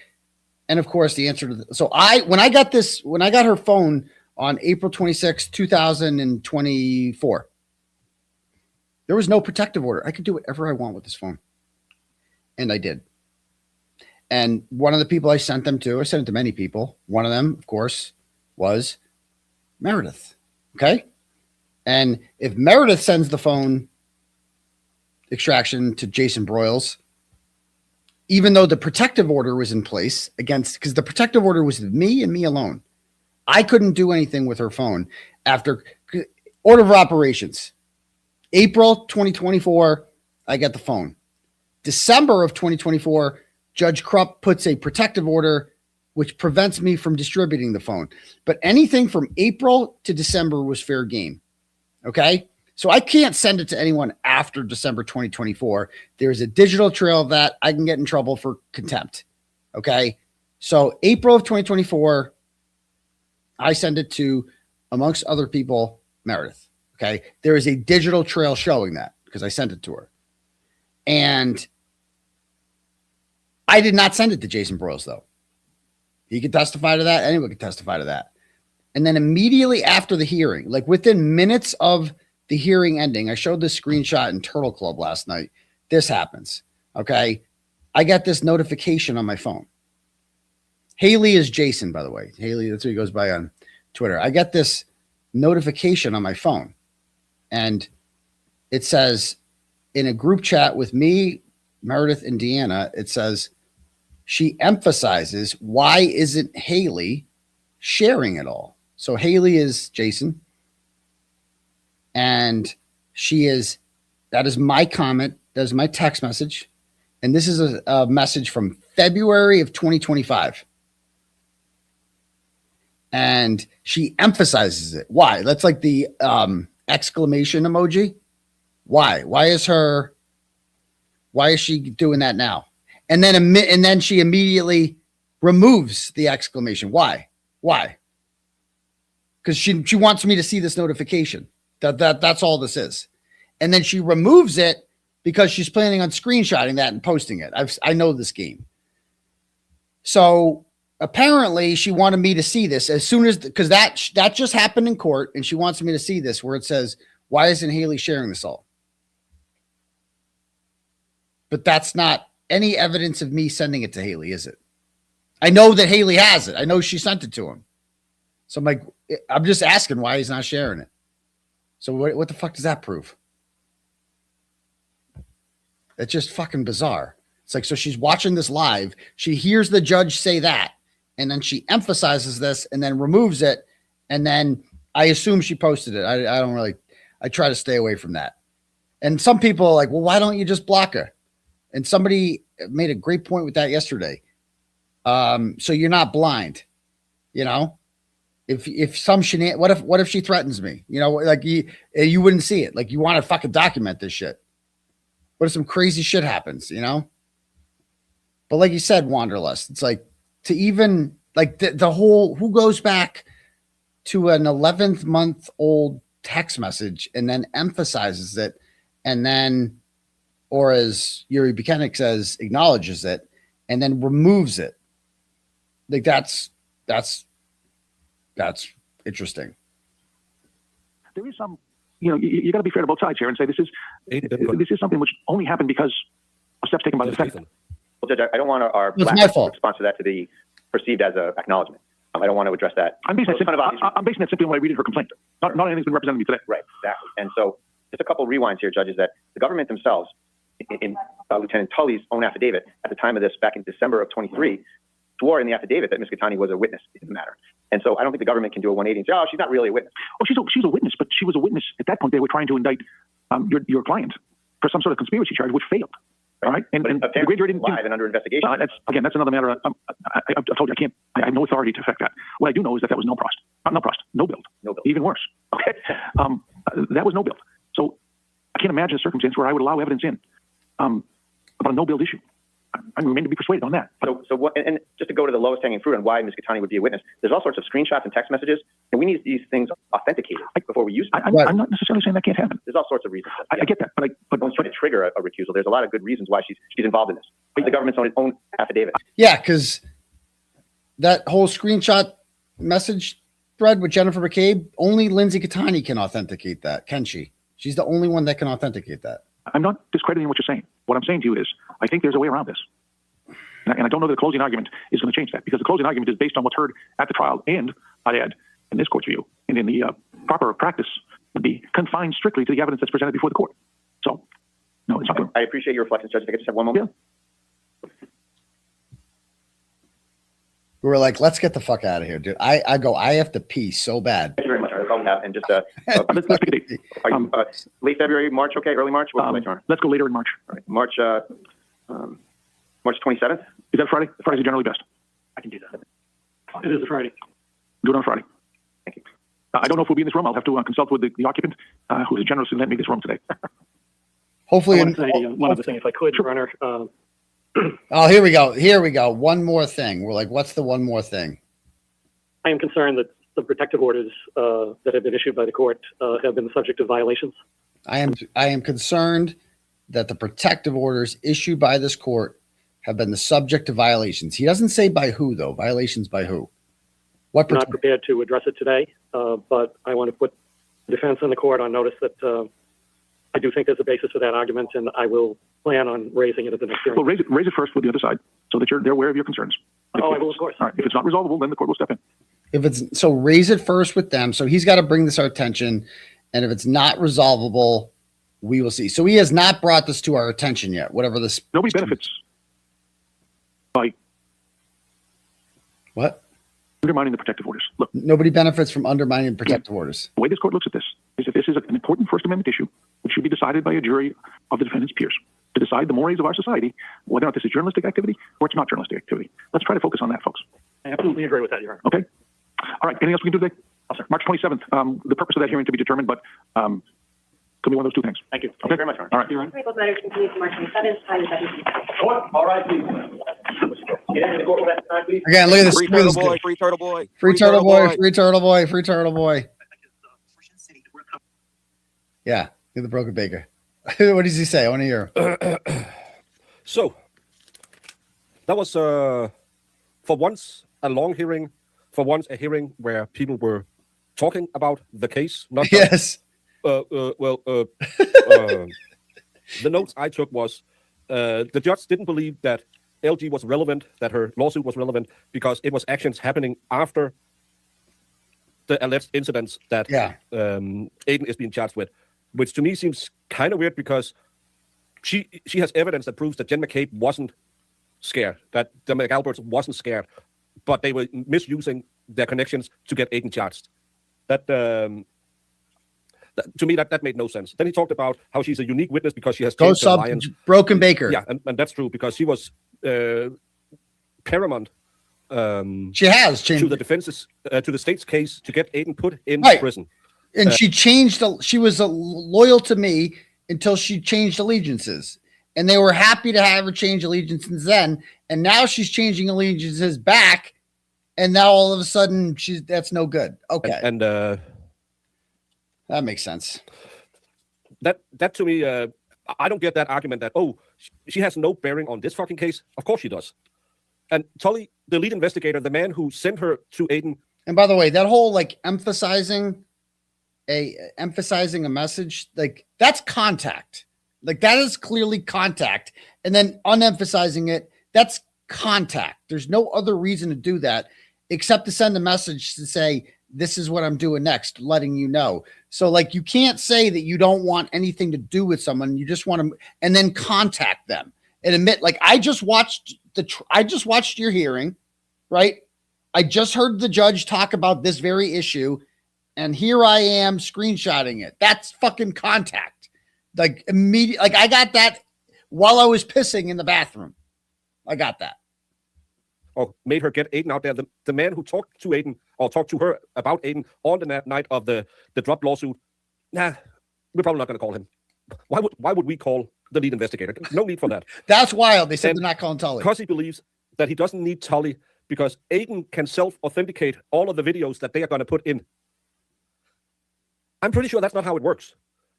I'm pretty effing sure that's not how it's going to work. That Aidan is going to authenticate the clips that Krusty sent to Tully with a new format. So he wants Aidan to go up there and say, well, yeah, I authenticate. Yeah, I call this getting colon in trouble. I call this, I'm going to harass Jen McCabe. I call this harassing everyone. That's what I call it. Because remember, they changed the title of Aidan's streams. If you look at Aidan's streams, they are always named kind of the same with no subtext to them. Right. So how are they going to... That's not how it works. And Aidan can just say, no, I'm not going to testify to that. So you have no chain of custody. You can't bring them in. You have no way of proving that these clips are real. I cannot authenticate it. Well, you're on the screen. I plead the fifth. Who took the screenshots or who took the screen recordings? Who put it in there? Who is the people who have done it? That's the thing that is so effed up in all of this. Aidan can just authenticate the evidence against him. That's not how it works. Then the judge said, well, Cosgrove is immune as a prosecutor, so LG's lawsuit against him really have no bearing, and they can just get in a replacement. Who? They asked 6 different prosecutors before Mello said yes.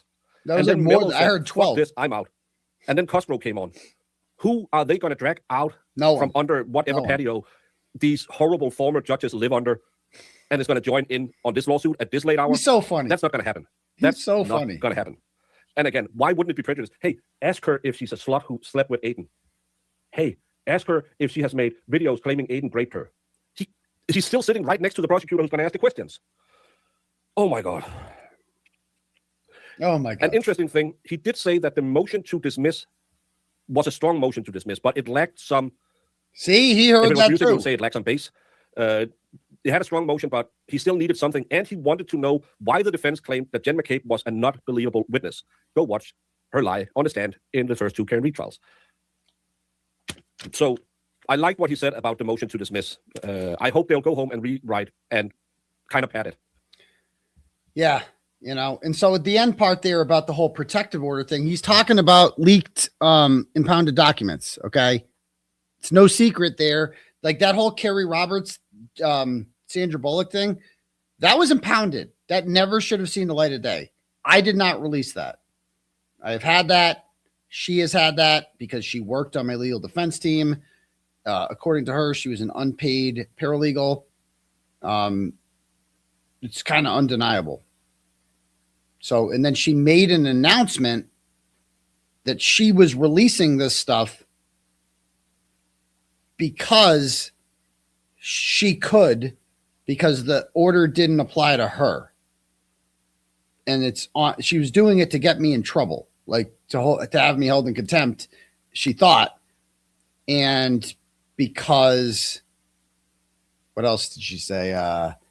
She wanted to steal my thunder, I think was the exact words. Like the story, like that's a good story. Like, remember, like I got really excited about talking about the contents of those messages because one day I would be able to break that story. And I think her exact words were, you know, I'm going to steal his thunder. So, yeah. I mean, we didn't hear who Cosgrove said was the problem there. I don't know. I've got all, oh, you don't think we've got all those screenshots? You don't think the internet has all those? Like her own words said that. I gave all of this. Like I have text messages too, screenshots of me versus saying, send me all the documents. She organizes them all. She holds on to them all. She's a fucking encyclopedia of this shit. She worked on my legal defense. She was at every fucking hearing, prepared, like knew everything, came to meetings, right? Like she was whatever. Obviously that was ill-advised, but the fact of the matter is she was, and that's not illegal, right? You're allowed to share stuff with people who work on your defense team. That's it. I didn't post them on fucking Twitter. I didn't do that. I didn't announce I'm doing this because I can. I didn't do anything like that. So I'm not worried. But again, Cosgrove has to contact us first to let us know, you know, what exactly is going on, you know. So, all right, cool. All right, so let me share one quick video before we go back and read some turtle chats and call it a night. Vinnie Politan, apparently. I have not seen this yet. Talked about my case yesterday on closing statements, and I haven't heard it yet. Let's see what happens. Each other about this case and this story, but trust me, it's over. Now, part of the reason is we're learning a lot more about getting some insight into the case. For instance, Robert Alessi, Dave Nettie have gone on a podcast tour online. You may have seen them. Those two on that podcast tour, basically talking to different folks, a lot of folks who were pro Karen Read in their coverage of the case online, but giving, I mean, some real insight into their thoughts about the case and some of their strategies, things that you don't normally get. And it's interesting to watch, but each time they reveal something, it creates a little bit of a firestorm online. Alan Jackson now speaking for the first time. And you talk about a little bit of a firestorm, absolutely, from what he is saying. He obviously, Karen Read's lead attorney, came in from California to represent her in Massachusetts. And he spoke to Turtleboy, Aidan Kearney, who is the one who was really the founder of the Free Karen Read movement. Oh, wait. It was his live streaming, his reporting. The founder of the Free Karen Read movement, but I've seen accounts, all sorts of accounts. There's raccoons and koalas and other people who have told me I am not the founder of the Free Karen Read movement. That actually had very little to do with that, Vinny. So you might get some blowback for that, my dude. You might. On the case that garnered all that support and ultimately all that money for Karen Read's defense. The money. So he spoke with Turtleboy, who has his own charges that he's dealing with. Oh yeah, what's up So with while that? he was the one leading the charge for free Karen Reed, and Karen Reed was freed. Oh, yeah. It looks like the next challenge for Turtleboy will be to free himself from the charges that have come against him. And those charges are, of course, connected to the Karen Reed case, allegations of witness intimidation. And we're going to talk about that. But first, I want to get back to Alan Jackson speaking out. This was fascinating. He spoke with Turtleboy on... Bro, have you ever heard of Jabril? Have you ever heard of Jabril? Like, he's the real founder. I was hoping to get my selfie with Jabril, but I didn't meet him there. He couldn't brave the cold. X. And one of the things he was talking to them about was the prosecutors in the case. So you have Alan Jackson, former prosecutor himself, talking about his opponents, his adversaries from the Karen Reed trial, in which obviously he was victorious. Let's take a listen. How could these folks, the Laura McLaughlin's and the Adam Lalleys and the Hank Brennans, ever sleep at night thinking they got this right? Do you think they would have slept well if Karen was convicted? Oh, all of them. All of them. Like a baby. Like a baby. Like a baby. You don't think it would weigh on any of them? Like, really? No, it's a mental disability. Like they will think of themselves as it's a I'm mental just doing the job of the prosecutor. I put on the best case that I possibly could, and the jury convicted, and I'm gonna sleep like a baby because it wasn't my decision.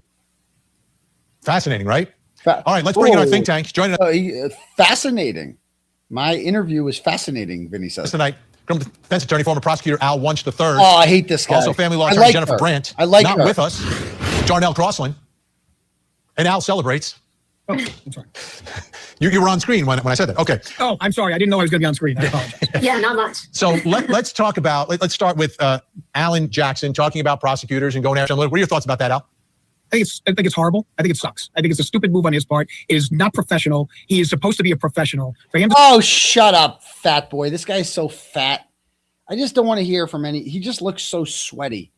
He wears tighty whities and he just has such swamp ass every fucking day. Just look at him. He eats shepherd's pie for lunch. Like, he doesn't give a fuck. He eats a big 1,500 calorie lunch every day with like the Pepsi too to wash it down. Not maybe a diet Pepsi. I don't know, but whatever it is, it's filling. Just look at him. He's gross. I think it's bad. Well, you're fat. Shut up. start saying stuff about prosecutors he'll probably never meet with again since he's in California, I think the gloating is just ridiculous. And you're not supposed to do that. No one does that. They had a job to do. They were doing their job. No one does that. No one frames people for murder, fat boy. Shut up. He has a job to do. He was doing his job. Leave it at that. You don't have to attack them personally. I just find that to be absolutely disgusting. Oh, and no. I would never do that in any case, even if I didn't like my adversary. I'm not going to go on the record and say something nasty about them. What if you're representing someone who you believe was factually innocent and was found not guilty by the jury? That doesn't change the equation at all? Not at all, because the bottom line is that the prosecutor believed that they had a case and they went forward with it. Okay, that's their decision. They went forward with it. He won the case. So, that's it. You're done. You were able to beat the defense. You're able to beat the prosecution at the game, and you win. So that's fine. You take your win and you walk off the field. You don't gloat. You don't do a victory lap around the courthouse and, whoop and holler. I mean, that just doesn't work for me. I find it to be tasteless. Let's take a listen now, again from X, Turtleboy speaking with Alan Jackson. Alan Jackson speaking for the first time, this time talking about the judge, Judge Kearney.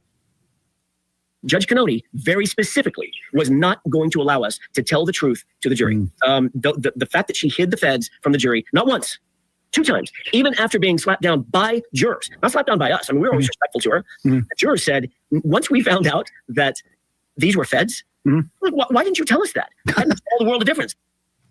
Yeah, Jennifer, what are your thoughts there? I mean, that was something we talked about a lot, about the jury not knowing that there was a federal investigation of the investigators, not knowing that the experts from ARCA were part of this case because of the federal investigation. That was hidden from both juries. Yeah. Yeah, I mean, I agree with Al. I don't think it's his place to be on a podcast speaking out against the judge. He was victorious. What happened, and you don't really want to get on any kind of social media, podcast, et cetera, TV, and criticize the judge. There's no purpose to that. He may not have agreed with what she did. That's a different story. What do you mean there's no purpose to it other than expressing exercising your First Amendment rights? Like, she was a cunt for 2.5 years. He has a right to say that.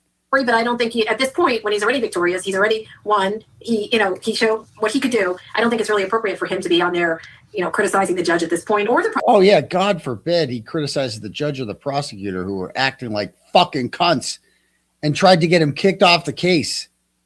Remember that? They tried to get him kicked off the fucking case. Prosecutors. I mean, I agree with Al on that. It's like, you can see how invested he was in this case. He really took it on personally, which is good for his client. But on the other hand, he is a professional and you want to keep that professionalism. You really just don't want to get on there and tear up everybody that was involved. Al, how about the actual decision, though, to not allow the jury to know the truth about where the experts came from, and it misled the jury in the first case? There may not have been a second trial if the jury in the first trial had actually gotten, the truth about where these people came from. Ooh, the truth. Well, you don't have instant replay in a courtroom. You have it in baseball, you have it in football, you have it in basketball. You don't have it on that. And if anything, the judge was consistent throughout this trial.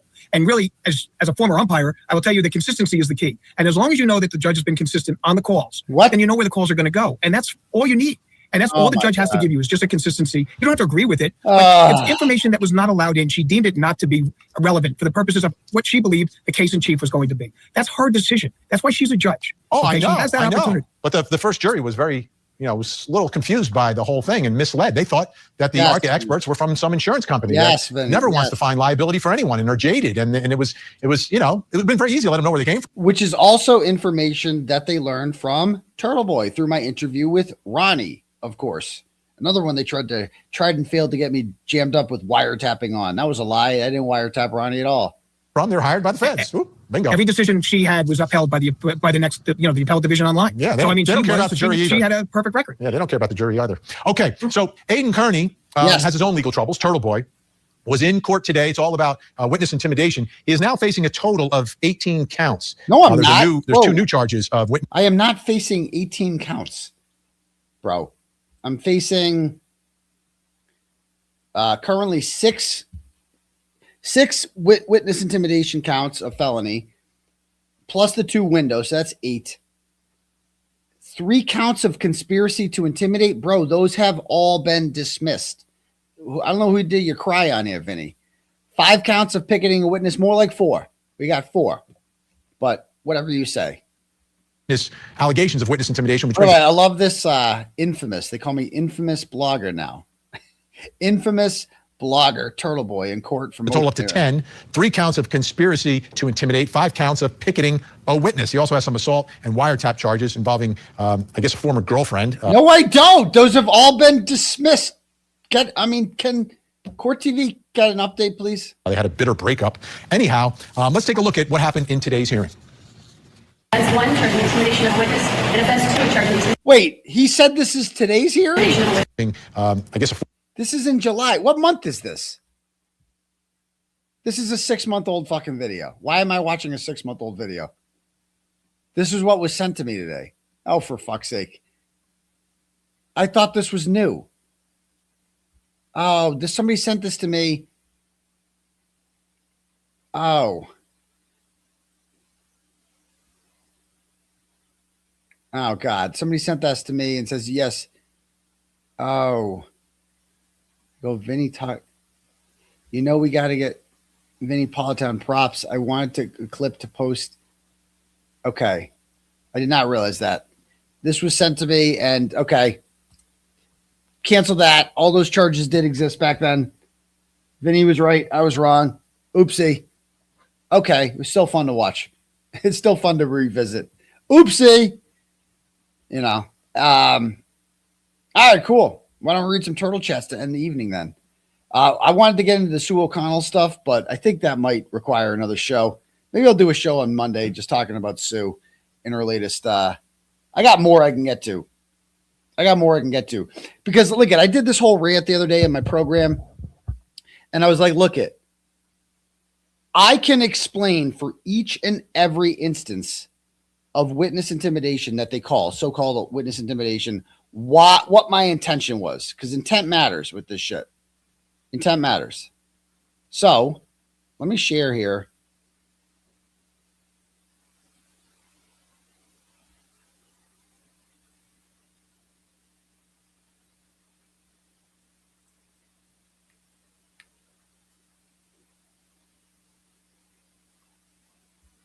Okay, hold on.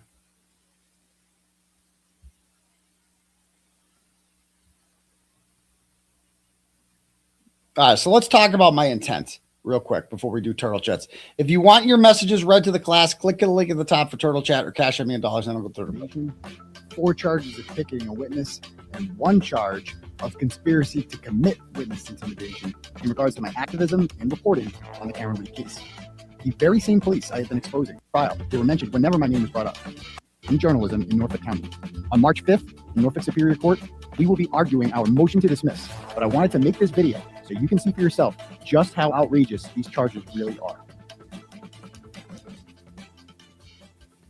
The Commonwealth made it seem like I was threatening to visit the home of witnesses relentlessly in a live stream, but actual video shows I was talking about returning to Canton to see a DPW worker who was giving me the runaround. 94, Turtleboy returns to Canton. This is a video posted shortly after Kearney visited homes of witnesses. This is not my last trip to Canton. I will be back. I'll be back. Get used to this. These people think, pardon me, these people think I'm fucking around. You haven't seen the last of it. Get used to it at the 119 mark. They combined sentences from 2 different clips. I will be back was encouraging people not to be afraid of the McAlberts. Like, this is not my last trip to Canton. I will be back. And more, I think people are getting, like a year or so ago, people didn't want to cooperate with the Karen Reed defense team because like, yeah, it's easier to keep my head down and, whatever. Good point. Profile. Yep. But now, now they're like, fuck it. We've made people realize that you don't have nothing to be afraid of. The big bad monster's not going to bite you. Yeah. We neutered their ass. They can't do anything. They're not so tough anymore, are they? You're like Dorothy landed on the Wicked Witch there. You freed them. You freed the Munchkins, Turtleboy. Good job. I'll be back. I'll be back. Get used to this. These people think, pardon me, these people think I'm fucking around. You haven't seen the last of it. Get used to it at the 119 mark. These people think I'm fucking around. You haven't seen the last of me. Get used to it. Get used to it. But the Commonwealth makes it seem like I'm talking about harassing the McAlberts, which obviously sounds bad. But this was intentionally deceptive. I was actually referring to a DPW employee who was giving me the runaround. Oh. And I said that I would be back to get information on who plowed Fairview. So this is an easy one. If they're dumb enough to bring this up at trial, it's like, bro, I was talking about the DPW worker. I was talking about like the DPW worker. So that's an easy one. How about this? How is this? Is this witness intimidation? He should stop going out in public because, quote, turtle riders are everywhere. And that life as normal is over. Episode 598. Cameron defense files motion to recuse. This guy, Chris Albert, had his head on the swivel looking for turtle riders. I got bad news for you, Chris. I got really bad news for you. They are literally everywhere. You guys should just stop going out in public. It's only going to get worse from here. I know where you all were today. You were in Agawam, weren't you? You guys were at some sort of Little League thing at Agawam. Albert's, McCabe's, all you people were there. Just know that there will be no life as normal is over. Life is normal. You had normal for a while there, from January 29th to about April 2023. You guys literally got away with murder. So, okay. What was your intention? What did you intend to do? Because I get to take the stand. And he gets up there and goes, what was your intent? Right? So what was your intent when you said that about turtle riders are everywhere, whatever? What was your intention? Were you intending to get him to change his testimony? No. I was responding to the fact that some woman, he got in an argument with some woman like hours earlier that was videoed at the waterfall. And I was giving him helpful advice saying that, like, if you go out in public and you continue to get in these pissing matches with people, this is going to continue to happen because you're famous. Like, everybody knows what you guys did. What are you saying they did? Well, his family killed a man. And so, like, personally, if my family killed a man, I keep a low profile. And so it was just some friendly advice. So what you're saying is your intention was not to get Chris Albert not to testify. No, I don't care. Like, I don't care. No, absolutely not. What was your intention then? To tell him that if he continues to go out, it's going to keep happening. That's it. Oh, so you weren't trying to do that. What's Cosgrove going to say on cross-examination to me? Go ahead. You delve more into this. Delve more into it. But the Commonwealth didn't mention that I was reacting to a video of Chris Albert yelling at a woman in a free Karen Reed shirt. But I'm going to bring this up for you guys. You haven't seen this yet. So there, she posted this. Yeah. I got pictures of you and myself. I got people sending me pictures. You guys were at some sort of Little League thing in Agawam. I got pictures of Courtney Proctor. I got pictures of who was she with there. I forget. There's a whole crew of you. Alberts, McCabe's, all you people were there. So, like, just know that there will be no, life is normal is over, okay? Life is normal. You had normal for a while there, from January 29th till about April 2022 till April 2023. You guys literally got away with murder, okay? So what do you mean life is normal is over, Turtleboy? Were you intending? What was your intent? Was your intent to disrupt the criminal trial? To prevent them from testifying? What do you mean life is normal is over?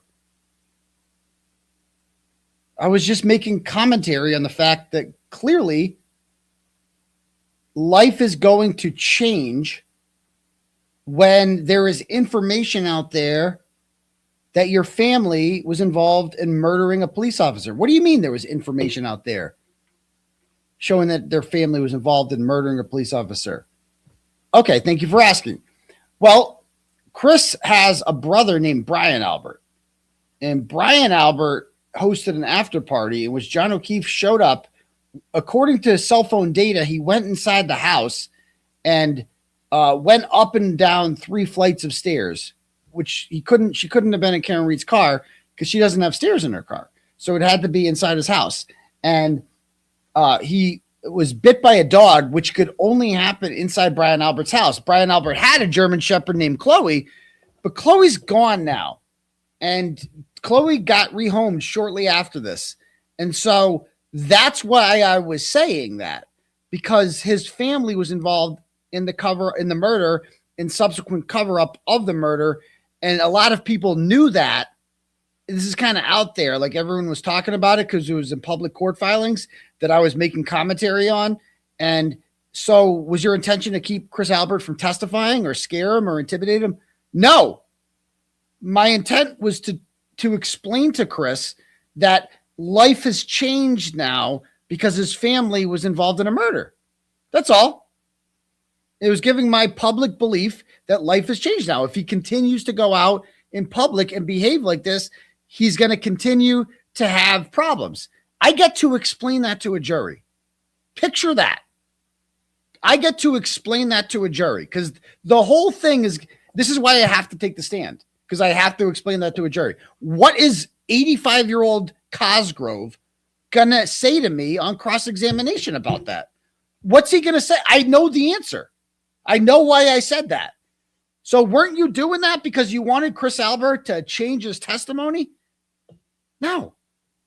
I knew he was going to lie when he took on the stand. Of course they're going to lie. I knew they were going to lie if they took the stand. Are you trying to keep him from taking the stand? No. Why would I want to do that? Why would I want to stop him from taking the stand? That makes no sense. I have no problem with Chris Albert getting up there and lying.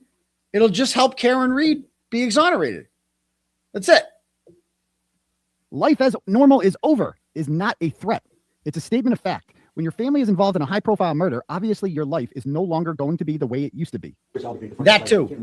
When you act this way, that's like a green light. Time to hit the gas. When you act this way, that's like a green light for me. Time to hit the gas. I was saying that Chris Albert's bizarre drunken confrontation with the woman would only encourage more people to confront him in public. Yeah, duh. You're sitting right across the bar. You're sitting right across the bar from me. I saw what you did. What did I do? What did I do? Yeah, what did I do? What did I do? I didn't take pictures of you. You took pictures of me? Like, this is what you're doing? You're following someone, a woman, mind you. You're following a woman weird. to her car. And It's like, you weird. took pictures of me. Who gives a fuck? You're in public. There's no expectation of privacy. Yeah. Who cares if somebody took pictures of you? Oh, you took pictures of me? Yeah, so what if I did? Who cares? And you got to confront her and they cause a scene. These people are so fucking stupid. Like, they just don't know how to keep a low profile. That's not nice. They are unraveling. This is unhinged behavior. Yes. On the part of Chris Albert. We are getting to them. And like, Chris, the more you act like this in public, this just I'm like, oh, we're getting to him. Oh, that's like a green light for me. Like, ooh, time to hit the gas. I got pictures of. We are getting to them. What do you mean by that? What do you mean by that? Time to hit the gas. Yes, continue to expose their involvement in a murder. That's what I mean by that. Let's continue to expose their involvement in a murder. That's what I mean by hit the gas. Like, do not let up. In the words of Alan Jackson, we ain't got no quit. That's what I mean by that. We will never, ever stop fighting for justice for John O'Keefe. That's what I will stay on the stand because it's the truth. That's what I meant by the green light. An innocent man, John O'Keefe, was murdered inside Chris Albert's brother's house. And the people who murdered him have gotten away with it. And we find that to be unacceptable. And we will continue to fight for justice in John O'Keefe's name. Okay? And we will continue to push for the real killers to be held accountable for that. We will continue to ask questions. We will continue to march. We will continue to expose corruption. We will continue to do that. Bro, you're going to give me a chance to say this to the fucking jury, bro? Put me in front of a jury and please, for the love of God, please. And this will be televised because you know it's going to be people can't get enough of the Karen Reed story. This is an extension of that. It's the same assholes. You're going to put me on national television and give me a platform to tell the fucking jury everything these assholes did and why I am such a virtuous and fantastic fella. You're going to get, okay. Oh no, I'm so scared of a trial. Don't give me that chance. Yeah, put me in, coach. Jesus Christ. The people that think I'm scared, oh my goodness gracious. You can't leave the fucking country, Turtle Riders. We're going to find you. They're going to find you. You can't hide anymore. Your private life is officially over. You leave your house, you're going to have your picture taken, so you need to get used to the new normal, your new normal. Turtle Riders are going to take pictures of you, and they're going to send it to me. You're famous. We need to accelerate it. They, the woman who recorded the video, Chris Albert confrontation, are doing a fantastic job with this. Taking pictures of people in public and encouraging people to document Chris Albert's aggressive drunken behavior is not witness intimidation. Himself in this bubble where everyone agrees it's unanimous, Karen Reed did this. But it's just a great reminder. I love when your life. Sure, Your Honor. I'll make my case that You witness intimidation for the same exact speech that Judge O'Malley said was protected First Amendment speech. make your case as to why I should do it. Sure, Your Honor. I'll make my case. So this all starts from a case that I'm a potential witness in, but not really. I have a very limited role in it. Not really. And because I was thrusted into this case, this person decided to start writing blogs about me, all sorts of crazy stuff. And it's one thing to write, about a person, and that's fine. Man, my hair has evolved much like BLT's, huh? It's like I got the BLT treatment. It's real though. It's real. It's not fake. Not fake. This First Amendment, and I'm a First Amendment guy. He's a First Amendment guy. At a person's place of work in their establishment where they try to make their livelihood, they go about their day-to-day life without interruption. And then this person comes and harasses them in front of their place of business, harasses their customer, makes outlandish remarks about their pizza shop, telling people that I murder people inside my pizza shop, telling one of my 70-year-old customers walking out, you just bought food from a murderer, shame on you. I have videos to back that up. Coming in not once, but twice, doing the same stuff day in and day out, then calling my cell phone, calling my store phone, then in turn, it's causing his people to pile on and to call my store, call my cell phone, make threats against me, make harassment. Well, people call up and they'll say stuff like, you're going to hell, you're going to jail. Chris Albert was convicted for killing Peter Berger in a drunk driving hit and run in 1994 and served 6 months in jail. Oh. And shows up at one of my select board meetings 2 days prior to harassing me at my Let me do that too. Give me that chance. I'm going to get to tell the jury that because that wasn't in the charging documents. And the jury's, dude, he's one of my victims, allegedly. Chris Albert. And they're going to be like, so what are you talking about? Why were you doing that to him? Oh, he murdered a man in 1994. He admitted it. He pled guilty. Who? Guy by the name of Peter Berger. He was a Hungarian exchange student. I believe went to Johnson & Wales in Rhode Island. Yeah, what happened? It was like 3 a.m. on I-95, I think in Attleboro, somewhere around there. And Chris Albert was, driving, and he rear-ended him. The car spun out. The passenger, Peggy Lau, survived, but unfortunately, the driver, Peter Berger, he died. What did Chris Albert do? Oh, he fled the scene. Fled the scene? Yeah, he just got out of there. What happened next? Well, he turned himself in 48 hours later. Really, who was he represented by? A guy by the name of Prescott. He's got a sister who was actually the judge in the Karen Reed trial. So very, very corrupt, very incestuous. And this is why I do what I do, is I see this sort of corruption. And I see people like Chris Albert, who was able to get elected to office despite killing a man in 1994. And I speak out against it because no one else will. Did you know that the small town newspaper in Canton intentionally did not report the fact that he killed a man in 1994? Bro, look at, what is the jury going to say? You know what they're going to think when they look at me? Hero. That's what they're going to think. Do it. Like, put me in that witness stand and give me the chance to explain this all. Do it. Do it. Where I try to provide for my family and make a living, and then standing 3 feet behind my ear, sticking out the middle finger to me and getting it within 2 feet of my ear and filming it. I would say that clearly falls under harassment. And I'm, at any given moment, yeah. Speech. All right, let me Chris. Okay, do you have a license, Chris? You can keep your license at the be dropped. If there's any justice in the world, these charges should be dropped. Something like that. But just detaining. But then I thought the ethical and moral thing to do was to okay, we've played this part about the not wanting to go. For life. I know some people that so give me a call back when you get this. Now that I have your number, I'm Trooper Proctor. This award-winning journalist. This is award-winning. Okay, so the Trooper Proctor stuff is all going to be dropped. We're not even going to have to play this stuff. He's already been dropped. Okay. Your phone, which is from a public court filing, and then I asked him questions. Did you, in your report, say that you were introduced? Michael Proctor and Elizabeth Proctor. These two lowlights think they're untouchable. They're nothing but bullies who terrorize people as he was entering them into a cell phone. Because you've been doing that. To try to have them fired. Well, Liz Proctor. So with Liz Proctor, they're going to be like, were you trying to intimidate her from testifying? That's going to be the most interesting one. Were you trying to, what were you trying to do? Were you trying to, when you did what you did to Elizabeth Proctor, when you called her up and you urged people to give her job bad reviews, were you intending to somehow slow down the trial there? Well, no, because that would make no sense. What do you mean it would make no sense? Well, she didn't testify at either trial. She's not really like relevant. What do you mean she's not relevant? Well, she was just sleeping with the corrupt detective that has been former detective. He's been fired. What do you mean he's been fired? Well, her husband's name was Michael Proctor. Okay. I say was because I've heard they filed for divorce, but that's neither here nor there. But she was standing by him despite the fact that he actually urged Karen Reed to kill herself and said horrible, disgusting, sexual things about her, talked about her bowel movement, said all this stuff. It all came out in court when the FBI took his phone. The FBI took his phone. What do you mean the FBI took it? Oh, there was a federal investigation that looked into corruption in the case. That's how serious it was. So the FBI seemed to agree with me that this whole case was tainted and very suspect. And Elizabeth Proctor stood by Michael Proctor despite all that. And not only did she stand by him, she actively harassed people at their places of business simply for making comments that were critical of her husband on social media. Wait a minute.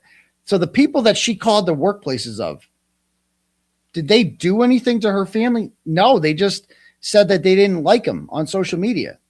Oh. So then what did you do?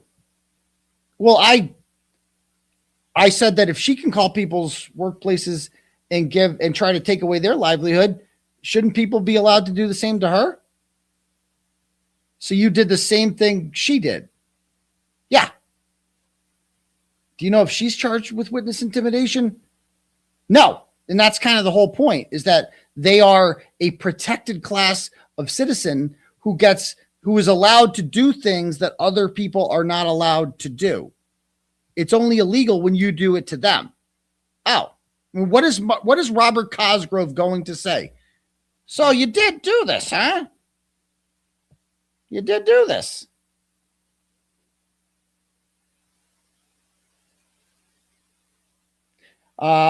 So anyway, yeah, do it. I mean, bring it on. I mean, this is like, I'm going to do a whole show about what I'm going to say. We're going to go through all this and put me on the stand. Put me on the stand. I just want to show the world I am not afraid of a fucking trial in the least, bro. I get hard about it. Put me on the goddamn stand. You know, so when people are all worried about Judge Belazos and, the fix is in, the fix doesn't matter. There's no, even if there was a fix, it wouldn't matter. What matters is me and the jury. That's it. He kept talking about going to a jury. Fine. If we have to go to a jury, fine. Guess what? We're going to do a shit ton of fundraisers. We're going to do all this stuff and we're going to win. And because the bad guys don't get to win. We still ain't got no quit. Still. At all. That's still going on. Some people quit. That's fine. We don't need them. They're weak. We're strong. We got the strong people left. So, all right, let me read some turtle chats and we'll call it a night. All right. Okay.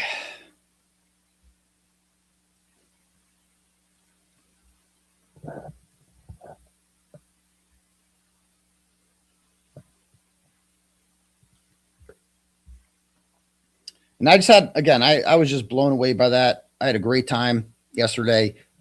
Just the positive atmosphere, whatever. You know, the trolls are already focused on stupid shit.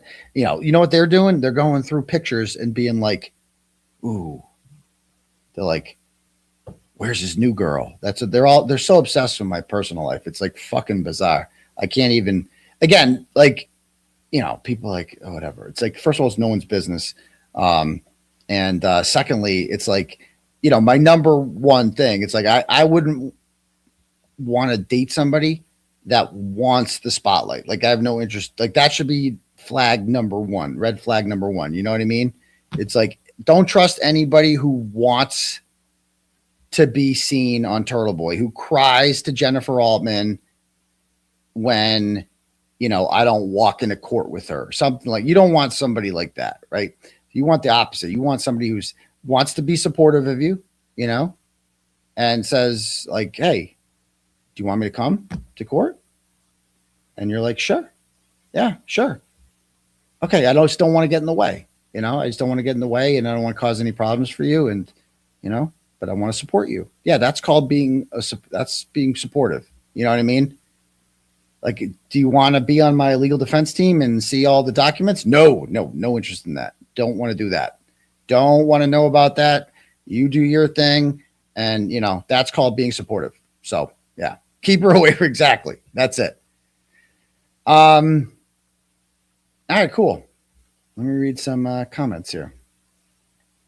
Some turtle chats. Where are we?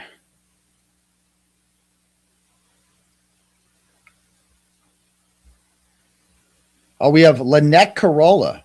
This is Adam Carolla's ex-wife, big supporter. And she sends $100 and goes, hello, Crowd Daddy from Los Angeles. I've been around comedy my adult life, and your show has become my must-watch twice a week. That makes me, because you've been around her husband, not to be like whatever, but your ex-husband is Adam Carolla, who's one of the funniest motherfuckers around. And so that coming from you is a real honor. Thank you for saying that. For instance, I love when you watch your old videos and react to Turtleboy. Hilarious. Please keep doing what you're doing. Congrats on the success and keep fighting the good fight. Also, keep us posted on the documentary and the movie. Well, I absolutely will be doing that. Looking forward to those as well. Sending all my love and support, Lynette XOXO. Thank you so much, Lynette. I appreciate that very, very much. And $100 go a long way. It's expensive, so I appreciate that. All right, next. Where were we at here? Got a bunch of messages. Got to read it. Let me read through these. Read them as fast as I can.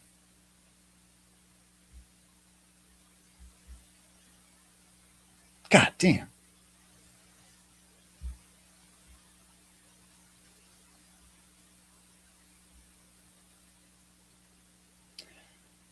Okay.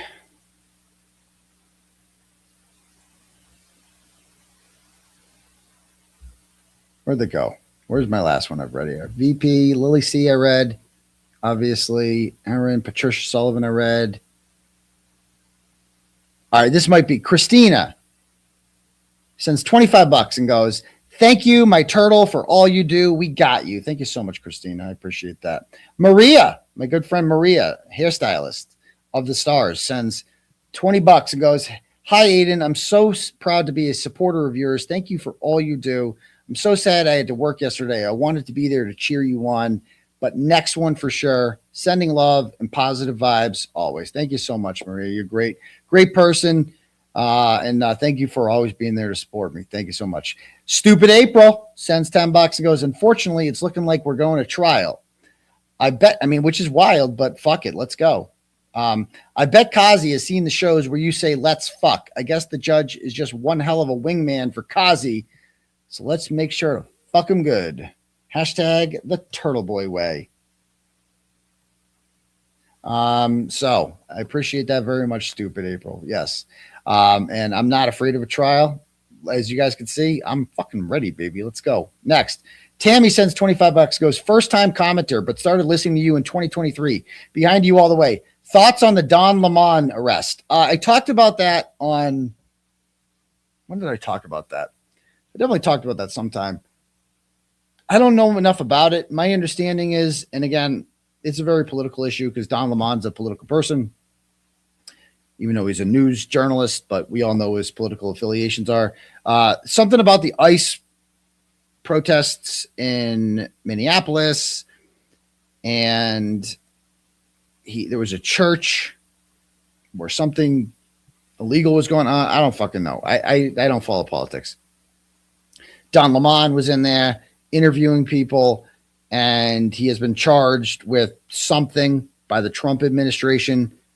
I don't know all the details. And people like Sue O'Connell are all up in arms saying this is a violation of the First Amendment, blah, blah, blah. I don't know anything about it. My take on that in general is that we shouldn't be arresting journalists. Okay. But I don't know all the details. It's not the same. It doesn't sound like the same thing that's happened to me, but I'm just against arresting journalists in general. But again, I don't know all the details. I think it's bad to arrest journalists, and I think it's a dangerous hill to go down. With that said, on a personal level, I care about Don Lemon about as much as Don Lemon cares about me. That's it. And on a principle level, I don't want, journalists being arrested. But what I did is very different from what Don Lemon did. Again, I don't know I just don't know all the details, so I have no way to talk about it. But whatever, like I'm naturally going to side with the journalist in that situation, even though I don't know all the details, because I'm a consistent person. I'm First Amendment, big First Amendment guy, and the big difference is that all these people clutching their pearls about Don Lemon being arrested were silent when I was silent. And you can't say that you didn't see it. It was on the news. It was everywhere. Fox News wrote about it. Like, it was a huge arrest when I was first arrested. I went to jail, and no member of the media has expressed any sort of concern or outrage over this. Quite the opposite. Quite the opposite. And I got into it with Sue O'Connell today. Maybe we can do another show on that on Monday or something. I don't know, like a daytime daddy thing about Sue O'Connell. I don't know. We'll see. But yeah, but that's my thoughts on it. In principle, I'm with Don Lemon. I don't know all the details. But all these people who are pretending to be so outraged by the arresting of journalists who have said nothing about my arrest are full of shit. They're only doing this because they're partisan, right? They're only doing, and conservatives are the same way. Cause I don't want to hear about like, oh, if a conservative gets arrested doing something, like there's journalists arrested at January 6th because they were in places they weren't supposed to be. Right. And they're all outraged about that. And, then you got to be equally, outraged the other way around. You know what I mean? That's just what I think about that. So we'll talk more about that when we talk about Sue. All right. Jody sends $5, goes, "Hi, Journalism Jesus. What's your opinion on the rumor that it was Kraft that cock-blocked Belichick's Hall of Fame entrance? Love your takes." I have not heard that rumor, and I'm sure it's false. So there's that. Next, Kazi G's blanket backdrop sends $25, goes, "This mofo paid for a message to the class, and this is his opinion, not mine. I found it odd that the judge, on the one hand, had not reviewed collateral information. On the other, when testing Betterow, he was suddenly an expert on all things collateral. McCabe, other cases, Karen, Lindsey, etc. The only thing the judge didn't know was what type of formula Closet Baby drinks. I'm sure he's a good dude, but he sounded like he has people in his ear." The one thing that made me sound like he had people in his ear was him trying to move the trial date up. That was just bizarre. I don't know what that was. Before an election. That was bizarre. I've never heard a judge do that before. Once a trial date has been set, Odd. I do wonder if, I don't know. I hope not. But either way, the facts doesn't matter when you do the trial. I'm going to win. The Albert Family Rock sends $10, goes, "Do you think Cosgrove's continued mispronunciation of your name is a memory issue, a speech impediment, a deliberate pettiness, or that he simply isn't paying attention? A speech impediment seems like the only acceptable answer for a disinterested prosecutor." I don't think it's deliberate pettiness. I don't think he's not paying attention. I think it's a memory issue. He's old as shit. Because it's not pettiness, because it's not just with me. He did the same thing with Colin Albert. He called him colon 1,000,000 times. He said Middlesex 1,000 times yesterday after being told it was Worcester. So, like, what the heck was that? So thank you. Next, Aaron sends $50 and goes, I know you hate long messages. However, I need you to know that you're what the media and journalism should be. I don't always agree with your opinions, but I respect it. I know you've done the research and feel strongly about it. I get to listen and hear perspectives, and you change my mind on a lot. Oh, nice. People are so soft nowadays. This case would never have happened in 2008. Now, every media station and journalist is afraid to hurt people's feelings. Exactly. Never stop what you're doing. Free Turtle Boy. Thank you so much, Aaron. I appreciate that. Kristen sends $25, goes, oh, it's Turtle Boy. Do you two play with me, Turtle Boy? I don't know what that means. Dad, can I ever take Turtle Boy home? I think his owner has forgotten him. I hope Turtle Boy's owner comes back for him soon. Why is that? I don't want him to be lonely. Oh, is that from Bluey? A little something different. Support Turtle Boy. Thank you so much, Kristen. Maryland Turtle Rider sends $25 and goes, keep fighting the fight for the First Amendment. Free speech does not just benefit the speaker. It allows the public to receive uncensored information. This isn't North Korea. It's the goddamn USA. I will support you as long as you're fighting to protect my right to hear whatever I choose to listen to. Go Turtle Boy. Thank you, Maryland Turtle Rider. Judy sends $10 and has no comment. Thank you, Judy. Jen McCabe sends $5 and goes, I can't wait to see you at trial. Woo, woohoo. That's funny, Jen. Real cute. Why'd you Google how long to die in cold? That's all I wanted to know. Why'd you do that? Sarah Jane Flynn sends $5 and goes, $5 chat challenge. I challenge as many in the chat to match. Even little bits add up. Free Turtle Boy and his fight for free speech. Thank you very much, Sarah. Brian Johnson sends $20 and goes, Uncle, any word on Karen's car fetched? What her car fetched at auction? Brian and Kelly. I don't know the answer to that, Brian, but that's a good question. I didn't even know it sold. I didn't even know the auction happened. Thank you. MB Bertelson sends $10, goes, yesterday was BS. Has me fired up with help from your legal defense fund. Loving the drama. I wish everyone would follow. Loving no drama. I wish everyone would follow along. Also, shout out to Nurse Kim. Glad you got her in the divorce. I did. I have some great supporters. The people that matter. I mean, those guys matter. They have tremendous influence. They're great people. They're smart. They're intelligent. People like them. And that's who I'd rather have. You can have Crawford. You can have BLT. You can have DJ and all these other turncoats who never really gave a shit in the first place. Have them all. Have them all. I'm good. I don't need them. Good riddance. Next. Naomi from Cambridge sends $100. Woo! Thanks, Naomi. Says, listen, Turtle, football isn't my thing. Do I need to watch the Super Bowl to play squares? You don't have to, but I think turtle dove fits you. It's a symbol of love, but also a traditional symbol of peace. You got into the legal mess because you have an abiding love for justice and getting the facts. Lastly, if you could pass this on to Turtle Riders, Jim Brody and Marjorie will be talking about Don Lemon Monday on their show. I'd like to encourage the Turtle Riders to call in and remind the area Boston listeners that the free press is under attack here in Massachusetts. Exactly. Remind them that Turtle Boy is facing extensive jail time because he asked witnesses that the prosecutors didn't want to be asked. I know their show isn't for everyone's taste. That's a great point. So if you're watching Jim Brody, who gets paid $400,000 a year by the taxpayers to do that show, and Marjorie Egan, is that her last name? They take call-ins on that show. Call in and be like, what about Turtle Boy? When is that show? Monday? I got to look into that. Thank you, Naomi. Jimmy O. Pavor sends $25 and goes, Doctor, I'm on my third watch of Ken Burns' documentary, The American Revolution. Every time I turn on my TV, I say to myself, Turtle Boy needs a horse. Thank you very much, Jimmy. Sarah Flynn sends $10, goes, Lisa was wearing pull up, bitch. See what I did there? Free Turtle Boy. Oh, pull up, bitch. I see what you did there. I got it.